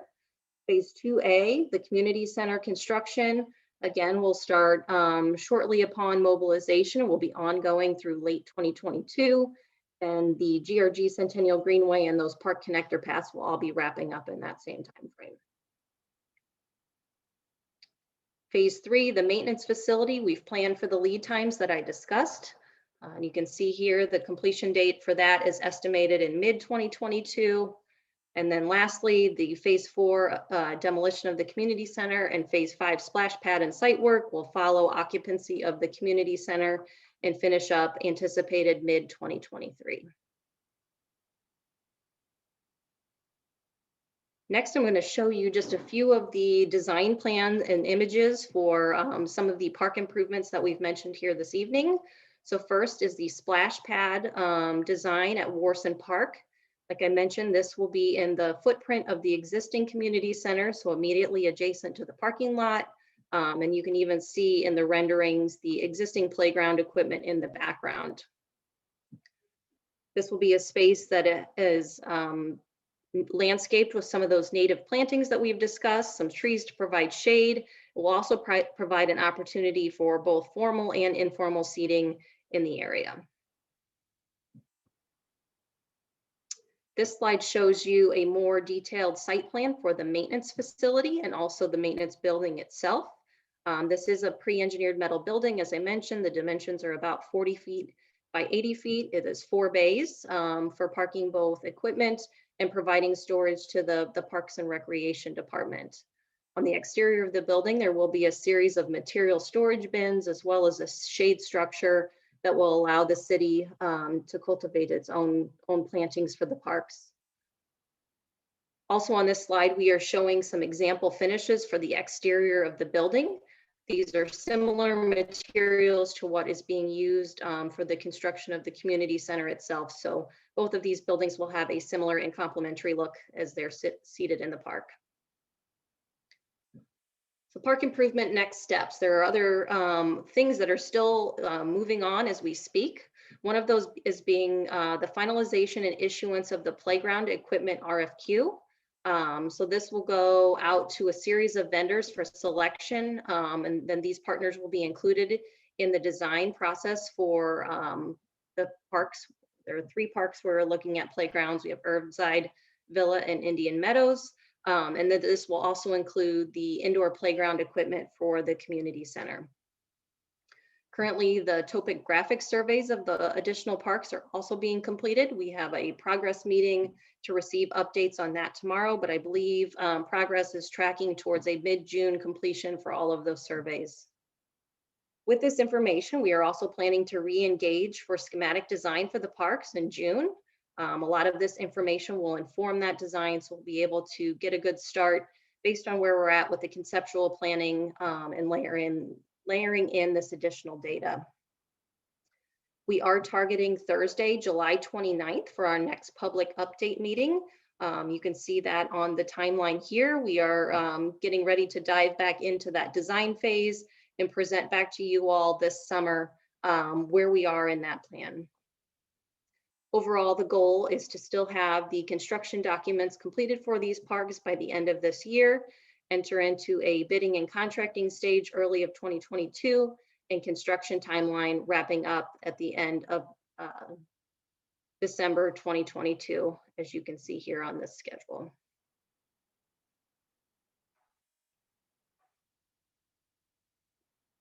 All right, next I'm going to touch on the project budgets update.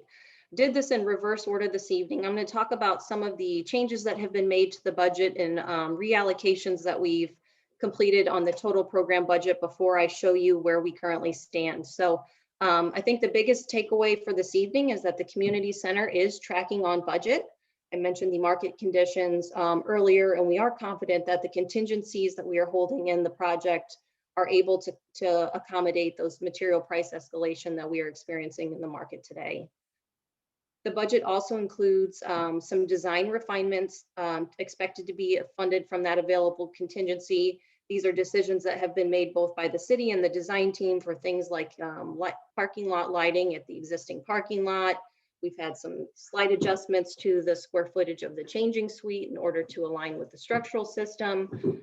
Includes refinements of the MEP systems as we validated locations for things like cameras, electrical outlets, data ports, as well as the AV system. We've also continued to look at the energy code and refine what is required for daylighting and the skylight design at the gymnasium.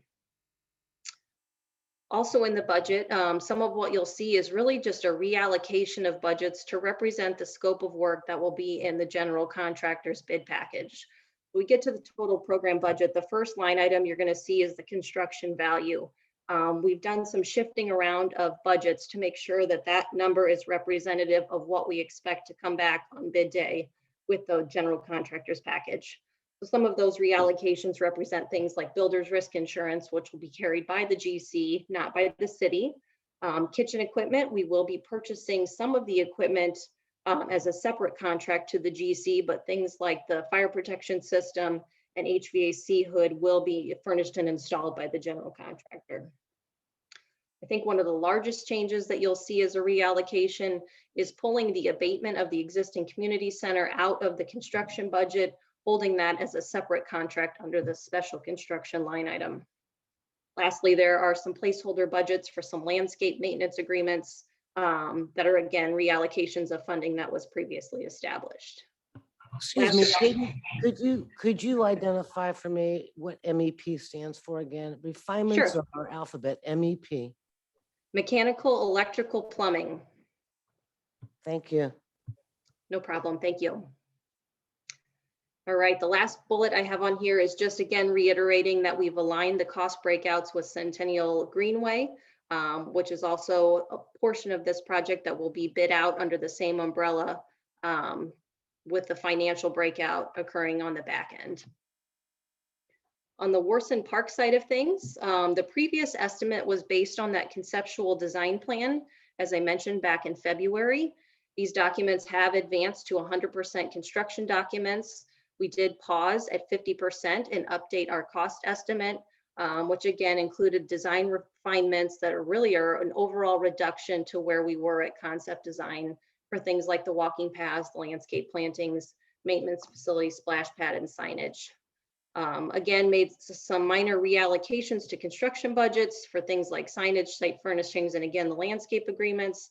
And you'll see on professional services, there was an increase, but this represents the finalized cost for the topographic surveys in all of the parks.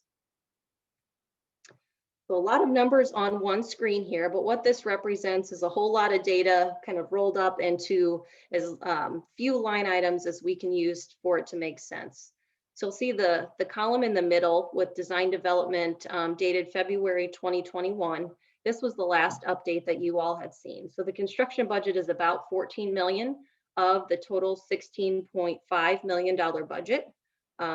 Furnitures, fixtures, equipment sitting at about 581,000, professional services just under 2 million, so on and so forth.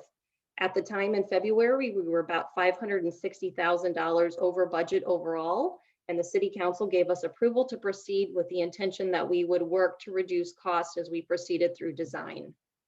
The next column, you will see the same series of numbers with currently an over budget amount of about $495,000. So based on those changes I've mentioned above, we have been able to reduce cost overall by about $65,000 since February.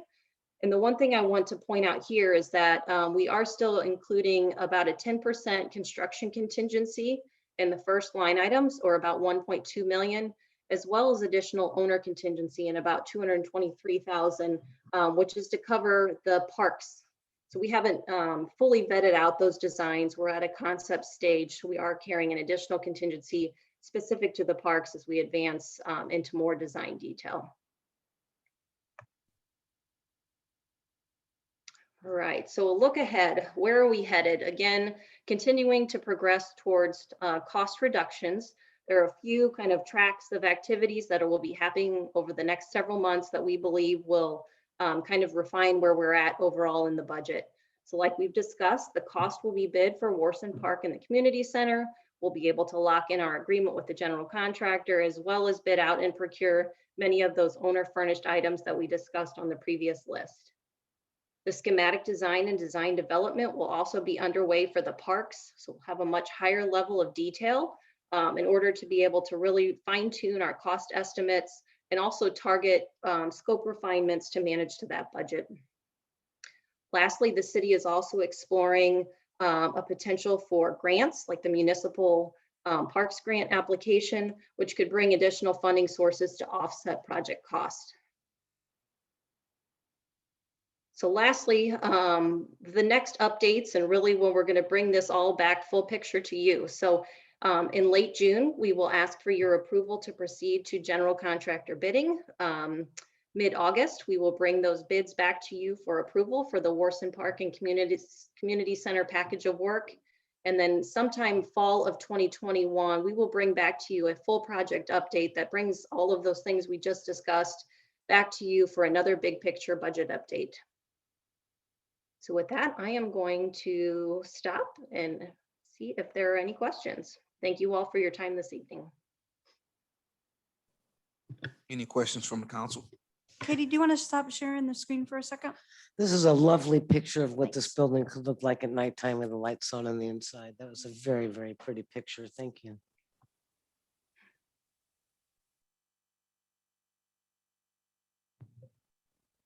If there are no questions, I think, oh, I'm sorry.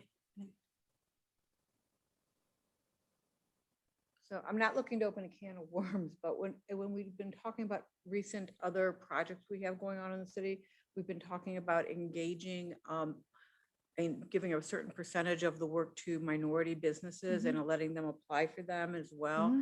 Or is that one of the things that we're going to be doing with this project as well? And is that written in? I don't know how you, if you don't write it into the RFPs, but will that be something that's going to be taken into consideration with this project as well?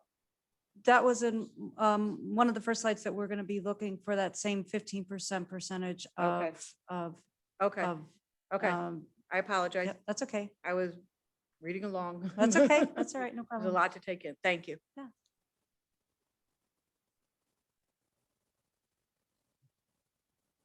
We'll go over that.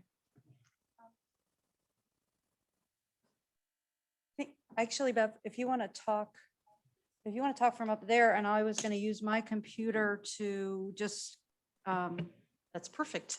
As the camera? as the camera. So just one moment, please. All right, great. So what Barb is going to do is she's going to bring her camera over so we can give you a close-up look at the finishes. You saw those beautiful interior renderings. And so now we'll take you through so you can see, Barb, if you want to start on the other end. Yeah. So the very first panel she's going to show you, you've probably seen before. These are the exterior finishes. So you'll see, Barb, I apologize. Can you go on the other side so that, yeah.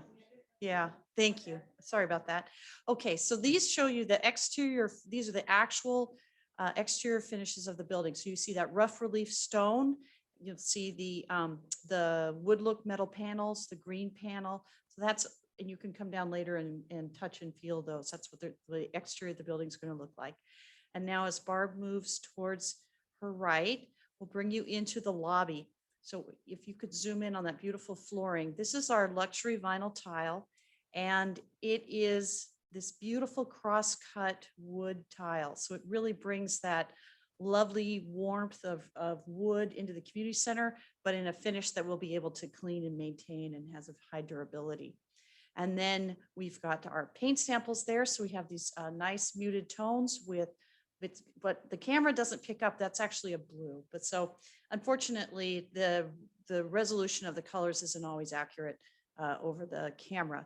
And then we have a beautiful carpeting that is it's called the Parks. It's a park series, so which was kind of apropos for this project. And it gives the feel of water and stone on the floor as you move through the building, and shadows and light. And then we have beautiful wood pieces. So the interior of the community center is open work. So when you look up, you'll see the beams. So to soften that, we have these beautiful wood panels that will hang down from the ceiling. And that's the row of wood you see there. And a lot of the ventilation and the lights will actually fit in between that in very low profile and come down through that. We'll also have some sound deafening leaves and things up there, as well as what you saw in the gym. And then a lot of casework will be these beautiful wood veneers, and they all match. Then there's some natural stone there that will reflect the stone in this building and the service counters as you come into the lobby. So there's a nice tie into this building as well. And then moving on over to our next section, this is our gorgeous kitchen. So you will see that we have the beautiful blue tile that you saw in the rendering is a herringbone. It's a wonderful tile. And then there's a countertop that ties into that, which has that mirrors those flecks of blue. We have a lovely floor that's poured in place, so it'll resist all the spills and grease and whatever happens in a kitchen, but still be strong and durable and beautiful. And then our wood paneling continues through that.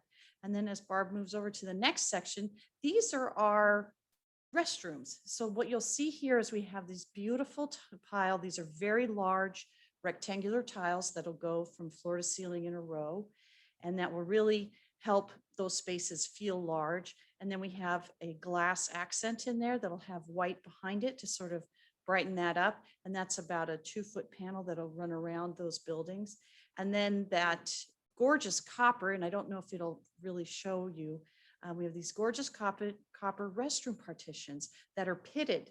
So so it's a copper color. They aren't actually copper. They're really plastic, but they're very durable. We've scratched them with keys. We've written on them with Sharpie pen, and it comes right off, but it's just lovely. And then we have that light color. That's the surfaces for the sinks. The sinks in the restrooms next to the multipurpose room will be these beautiful troughs with cut-ins and very easy to clean, but also look very elegant. Then our next section are flooring in our active areas. So the dark pattern flooring is the fitness area. So it's cushioned and it'll absorb sound and weights. And then the wood look flooring is our gym floor. And that gym floor has 2 tones to the main gym is it's 3 tones. The main gym is that beautiful maple color. Then the free throw areas in the main basketball court are a darker color to offset that. And then we'll have the blue flooring around the edge to denote the walking path. And then the last section we have, this is our indoor playground. Again, this is from that same park series. This is beautiful carpeting that'll go in that main center area. It's durable, it's clean, it's easy for kids to play on, but it's also beautiful and really evokes grass and water and movement. There'll also be that cross-cut wood flooring in there as well. And then it also had you saw those beautiful sound panels that look like leaves along the walls. So that's a kind of an overview of our interior finishes. And you probably remember from the very beginning when we started talking about this building, the intent was to bring the outside in and to have a building that really captured this beautiful park-like setting around us and made sure that that was reflected in the finishes. So I think that the group that's been working on this has really created a beautiful and timeless and warm and inviting facility for our residents. So I'm happy to answer any questions. Do you have any? Okay, Mr. Mayor. Yes. I I Yes. figured as much, but I'd ask anyway. We're very appreciative to all of the time and consideration that Ruth has put on this project. Thank God she can give you the time and not have an Absolutely. 8-hour work like you all are working and like we do. I just have a question just from Sure. history of gymnasium floors being wood. Mhm. And when I did go touch those things earlier, Mhm. I am a touch person. I need to see, touch, feel. Mhm. And that clearly is a glue kind of vinyl appearing wood floor. So I've never seen this product as a gymnasium floor before. How common is it? And then it's the typical wear and tear of it, because this is supposed to be a gymnasium, basketball, and things of that nature. Right. And wooden floors have always been the floor for those types of activities and sports. Yeah. So I just really want to understand that material and this product. Yes, absolutely. Well, this material gives us a lot of advantages. One, it's cushioned. So it really is a wonderful surface to do lots of different activities. And remember, one of our goals was financial responsibility and sustainability. So when we put in a real wood floor, it is a significantly increased cost. And then the annual, actually multiple times per year, annual cost to maintain it are very high. And the longevity is impacted by the other activities that happen in this space. So one of the driving forces of this building is to be multi-use everything. So we have a gymnasium that's going to be used for athletic events, but it will also be used for other things. And at this time, we don't know exactly what all those things will be, but we do know that we've had several uses of our current gym by the Olivet Creve Coeur Chamber of Commerce for their trivia night. Sometimes we aren't big enough for them, so this would be a space where we could use that. This type of a floor allows us to have food and drink on it, whereas a wood floor would not. It would also give us an opportunity to have social dance in there if we ever wanted to put on a middle school dance or a fifth grade center event or something like that. We can accommodate that. But you're right, it's a very different feel. It's not your traditional gym floor, but they are installed regularly, and we can get a list of places if you want to go out and see one. We'd be happy to provide that for you. I'd like to do Sure. that, just for my curiosity. I'm not here questioning anything that's been done in materials. Yeah, But absolutely. what about the bounceability of a ball? I mean, come They're on, you great. know, I It's- mean, I don't it's- know. It's a gym floor. Pickleball, this, Yeah. that, you know? It's a gym floor. It's not a fitness floor. It really is a gym floor. I can give you the name.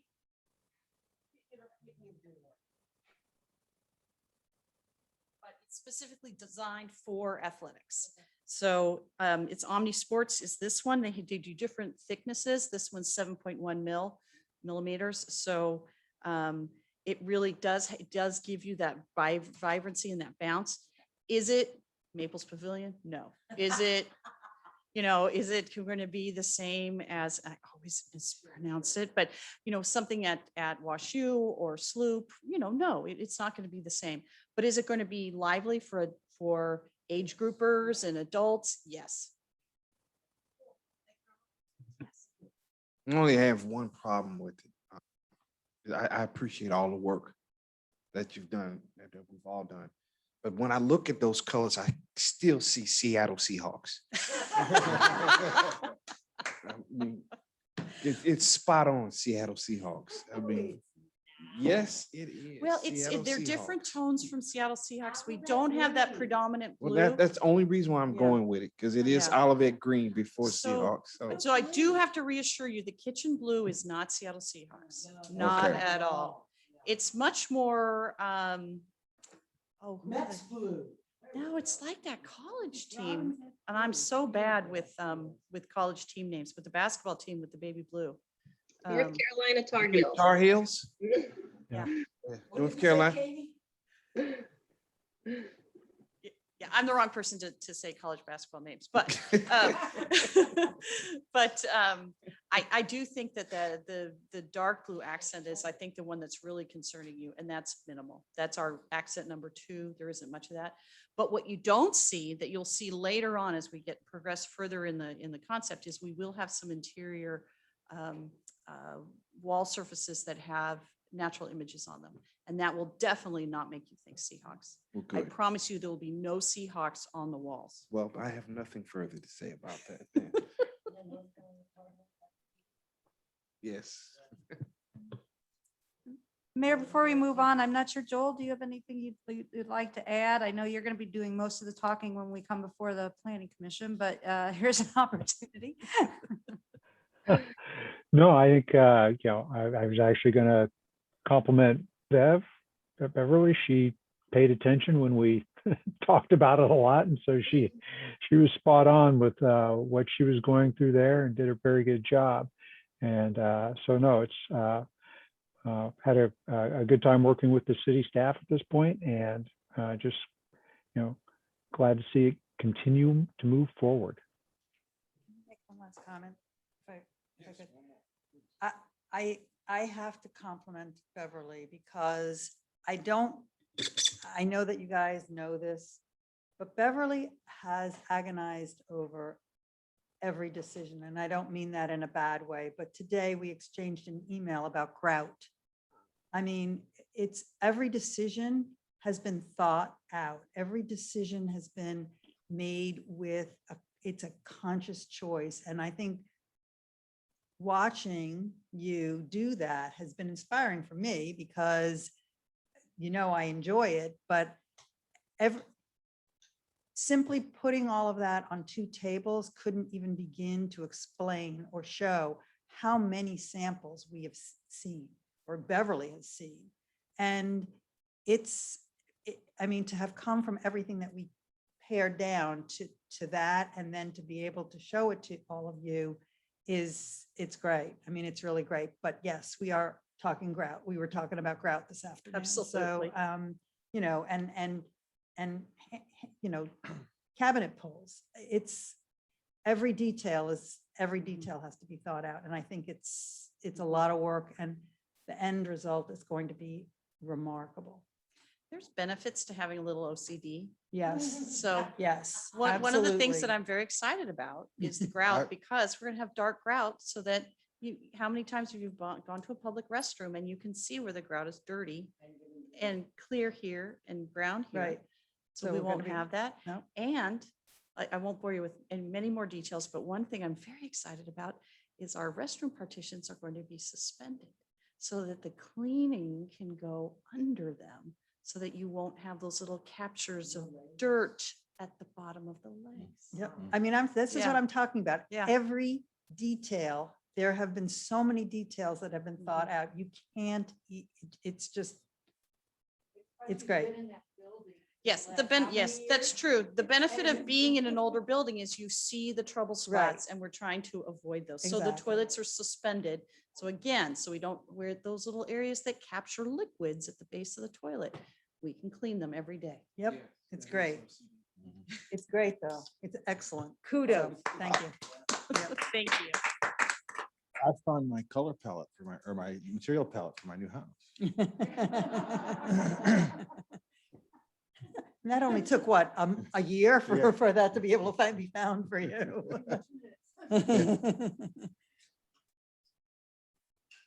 Okay, well, thank you, Katie and Joel. Thank you, Thanks, Katie. Thanks, Thank you, Joel. Right. Next, Beverly is actually gonna stay with us, I believe, as we talk about the fitness equipment. Moment. No, I think that's Darren. Is it Darren? Darren, Okay. I'm the one after Darren.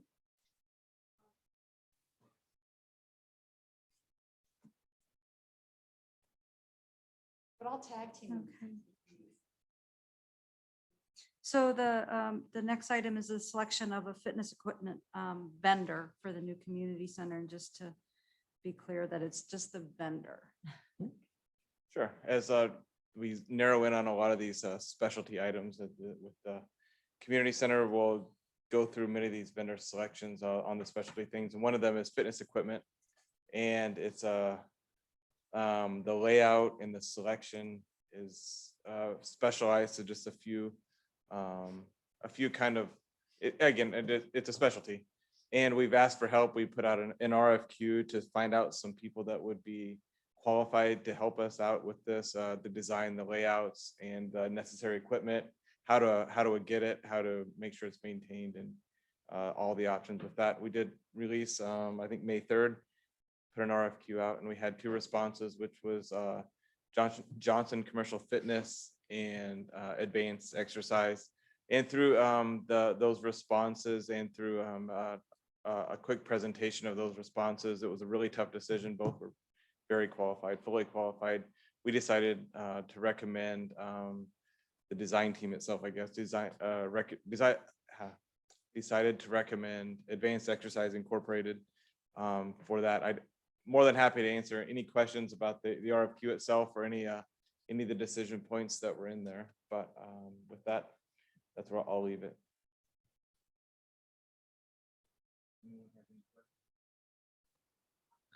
I'll be very honest. I didn't read the other documents or with it. I kind of just really kind of flipped through it. Are they literally gonna say this is the equipment that we think you should have in here and here's the cost? And from there, we decide whether we want to say yeah, or we're going with them because we already like the figure you saw. There are many components. This was a non-financial kind of our So it's a request queue, for not an- qualification. Yes. yeah. Yeah, there's no monetary values there.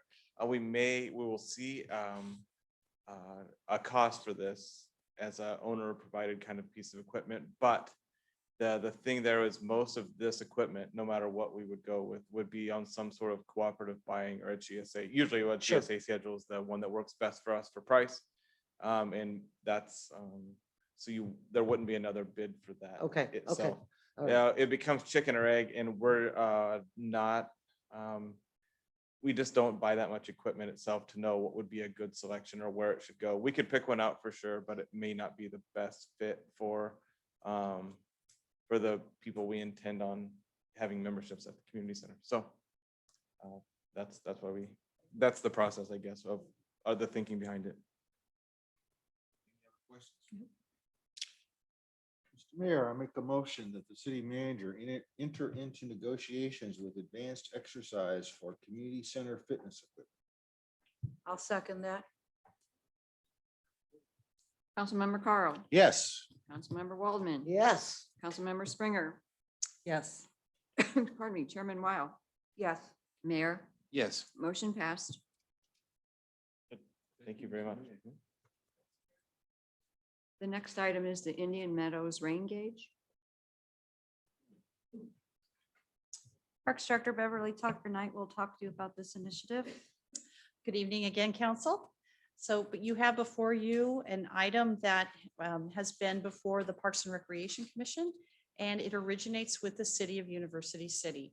So the city of University City is actively engaged in doing flood mitigation in their city. So much so that they've had several task force, and they actually have a commission that deals with the flooding. And one of the things that has come out of their analysis and their master plan that they're now embarking on is having advanced warning of rainfall, and trying to predict when the rainfall is going to hit the River des Peres. So they've started a network within their city, and they are using their parks because it's an area that they own, and also it's an area where rainfall is actually falling on the ground and can be measured that way too. So in establishing that, they really wanted to get closer to the headwaters of the River des Peres. So they identified Indian Meadows Park as a location for that. And there's an attachment that actually shows you what this range gauge looks like. What they're requesting is that they would fund and install a rain gauge in the park and gather data with it, and then they would share the data with us. And when they first approached us, they thought that Indian Meadows was a sleepy little park. And I was able to share with them that we have exciting things happening there. The Great Rivers Greenway is coming through, and we're embarking on a renovation for the park. So I told them that in order for this to happen, it had to be in a mutually agreed upon place that didn't detract from these amenities. So if you are in favor of moving forward with this, we would work with their public works director and our landscape architect to identify a place where it would not detract from all of the work and the visitors in the park. The first one they put in, you see a photograph on the attachment, was in Fogarty Park. And they learned in doing that project that they used way too big of a pole, way too strong. They used an old light pole. And what they're recommending for us is thankfully much more low profile. So it's a very slim, slender pole that was much easier to hide. It's powered by solar power, so that dictates where it would go. It needs to be able to capture the sun. And the solar panel itself looks a little bit like an iPhone, but the rain gauge itself sits on the top and is the round cylinder. So you can see the example of what it looks like in Fogarty Park. And then below that is the one they're recommending for us, which is a much lower profile, much more slender. So it just gathers the rain in this little cup at the top? Yes, yes. So why does it need to be solar powered? Because it transmits the data to them. Oh, okay. Yes, it's powered by its own Wi-Fi. What about, you know, cloudy days, we've got several days of no sunlight? I believe that it stores it. These are a common practice in other areas. I don't know all the engineering ins and outs of it. Bruce might know more about it than I do, but they're very effective. They're used widely. What University City benefits from is several of the members of their Parks Commission, of their stormwater I'm saying the commission wrong. The commission that's doing this are professors at WashU, and they're actually using this data in a lot of their modeling for flood predictions and things that they do all over the world. So So it's kind of like giving yes, them a heads up when it's coming. yes. For about 4 years. And we've never had an issue. The current design has several days of overcast or. And also the University City Group uses data from the Public Works Brothers data as well. Yeah. It doesn't look too intrusive to me. What'd you just say? It doesn't look too intrusive to me. You turn your mic on. I have my It mic does on. not look too intrusive to me. Um, Like a big fishing pole. But you'll have the final say as to where it goes. Yes. And making sure that it is in fact not intrusive. Correct. Okay. You will see it. You will see it because we can't hide it in the trees. But I do think it's low profile. And I also take it can't go on a pavilion roof or something. Well, that was suggested by the Parks Commission, and I'm absolutely going to be asking the Public Works Director about that. Yeah, because that would make it easy to just put it there. I imagine there's a reason, but I will find out. Might change the wind or something. Yes, and it has a height range. It has to be between a specific height range, and they may not be able to get there. Also, ease of access. They have to be able to get up and down a ladder to access it. I would think that also if you put a metal object high enough into the air, it could be a problem on in a storm. That's a quick charge. A quick charge. I mean, you don't want the roof on the pavilion, then it's okay. It's a lightning rod. It's a lightning rod. But we do have a couple trees that we would like to put some lightning protection on. Would- And you will come back and you inform the council where they intend to put this? Yes, well, Before it'll it is put in? yeah, it'll actually go on the park concept plans. And Alright. depending on where it goes, they may have to wait because I don't want it to be, we don't want to have it put in and then had to be taken out depending on the construction. And they've not had any destruction or any damage or any form of juvenile goofiness with regard to these in their own parks or any destruction? By goofiness, you mean vandalism? Yeah. Not that I'm. Yeah, I was not- trying to be nice, okay? Not that I'm aware of, but they You know, haven't kids been can up be for very kids. long. They haven't been up for very long. Okay, So okay. not that I'm aware of. I know Okay. solar panels sometimes can be a hot commodity that people steal them, Yeah, okay. but this one's pretty small. And if it is, it's their responsibility. We will not be responsible for replacing anything. Correct. All right, thank you, ma'am. Correct. And I'll be working with the city manager to find out if we have to enter into a formal agreement. And if we do, that'll come back to you. Okay, thanks. Thank you. Mm-mm. You have a. There was motion. a request for a motion. Yeah, there's a motion. Madam, or Mr., I'm sorry, going to Madam. Mr. Mayor, I would like to make a motion that we approve the University City Public Works Department installing a rain gauge in Indian Meadows Park in a mutually agreed upon location. I'll second that. Councilmember Carl, Yes. Councilmember Waldman, Yes. Councilmember Springer, Yes. Chairman Weil, Yes, Mayor, Yes. motion passed. thank you very much. The next item is City Council Goals 2021 to 2022. Okay, let me just share those real quick. Apologize. Oops. Hold on one moment. The wrong thing open. Okay, I am asking the council if there can be a motion to approve the city and council goals and objectives for FY 2022.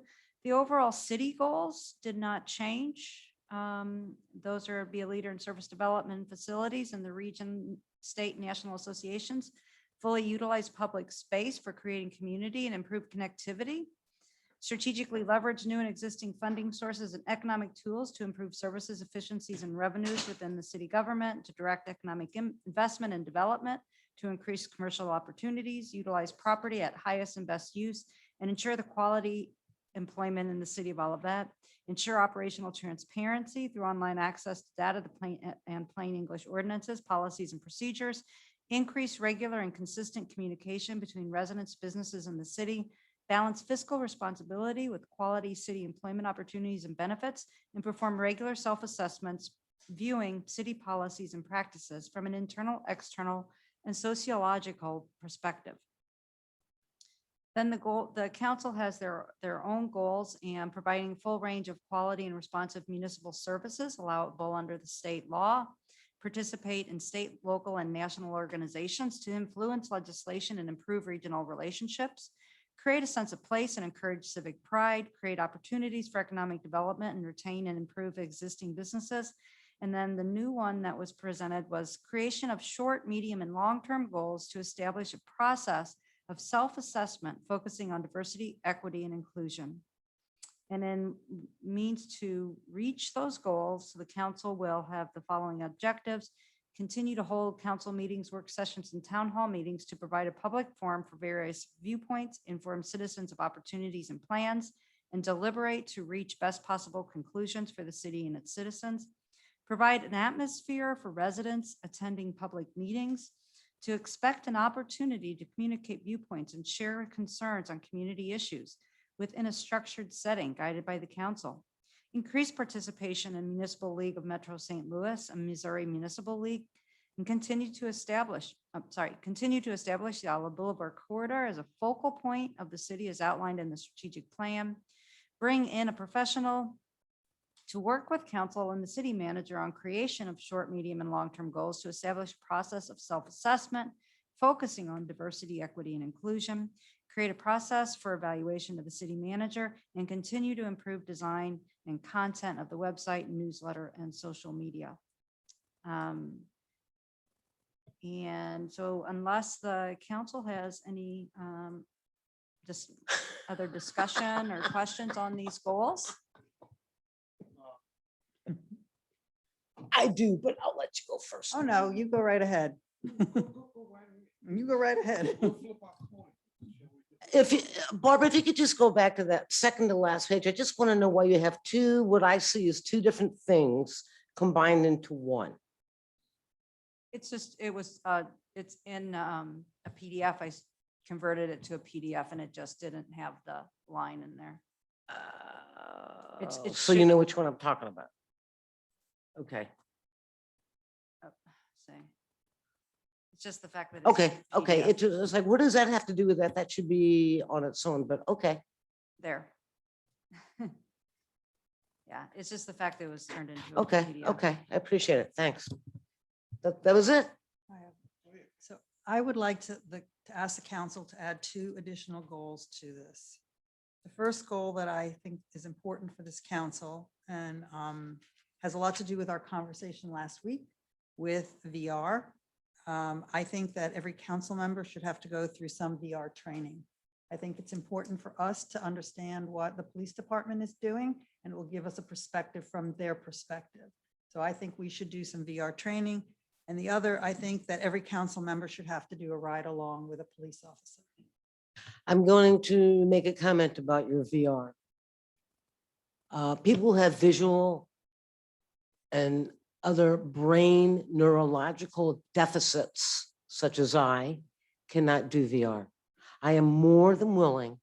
Then you can do the ride along. Yes, I am more than willing to do the ride on, but you got to take into consideration those with disabilities that can handle those types of formats. Okay, but I'm assuming Yes, I will do the ride along as I well. was not in the meeting last week and I you're not don't know, going to do the VR? I don't know, Oh, I don't know okay. what VR is because I was not at the meeting last. Virtual reality. Chief Wolf proposed a virtual reality training system for the police department. Gotcha. And Ruth is suggesting that we also take some of that training, just. and As I long think as I that's a don't good throw idea. up. Yeah. We're not asking for anyone to be tased, right? Really? No, She they got tasered her. tased. They tasered her. I mean, come on. That's what I said. Didn't she have to go to that? No, it was different. That's not part of VR.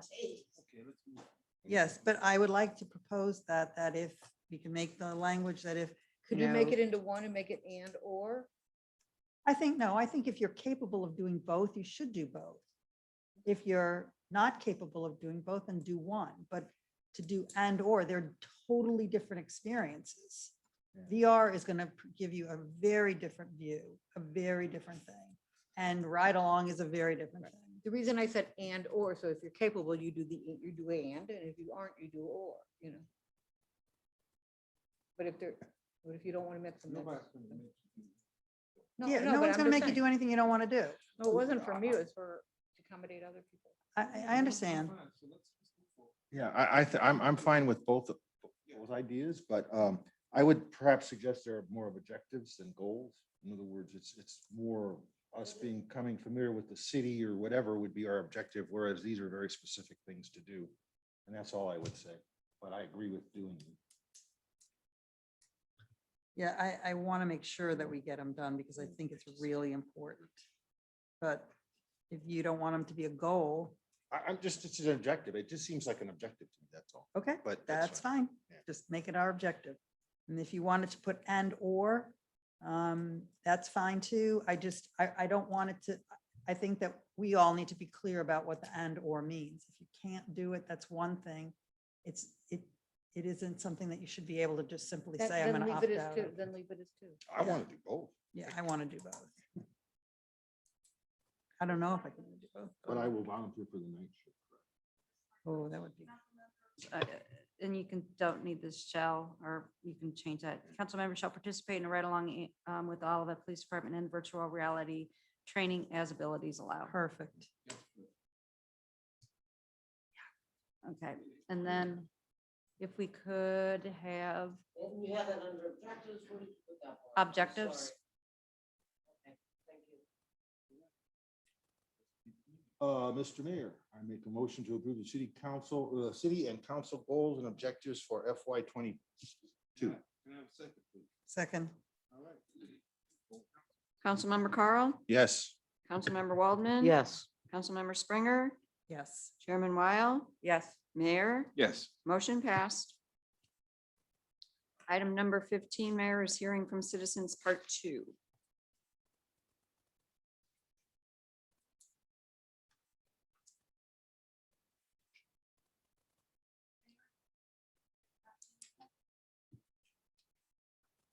Okay, we'll move on to Okay. the approval of the regular meeting minutes of. Jody May gets the 11th. award for staying the longest. I think she fell asleep in front of Mr. Mayor, I move that we approve the minutes of May the 11th, 2021. Second. Councilmember Carl, Yes. Councilmember Waldman, Yes. Councilmember Springer, Yes. Chairman Weil, Yes. Mayor, Yes. motion passed. Next item is the city attorney's report. Mayor, my only report has to do with the public official speech case. The state's brief to the Supreme Court is now due on or about July 10th. Our response brief would be due 30 days after that. Hopefully we'll get all the briefing done and have an argument in the fall sometime. And it's starting to get a little bit of interest among city attorneys. I'm going to be speaking on it at the Municipal Attorneys Conference this summer. So Nice. we'll see where it goes. That's all I've got, Mayor. No need for a closed session.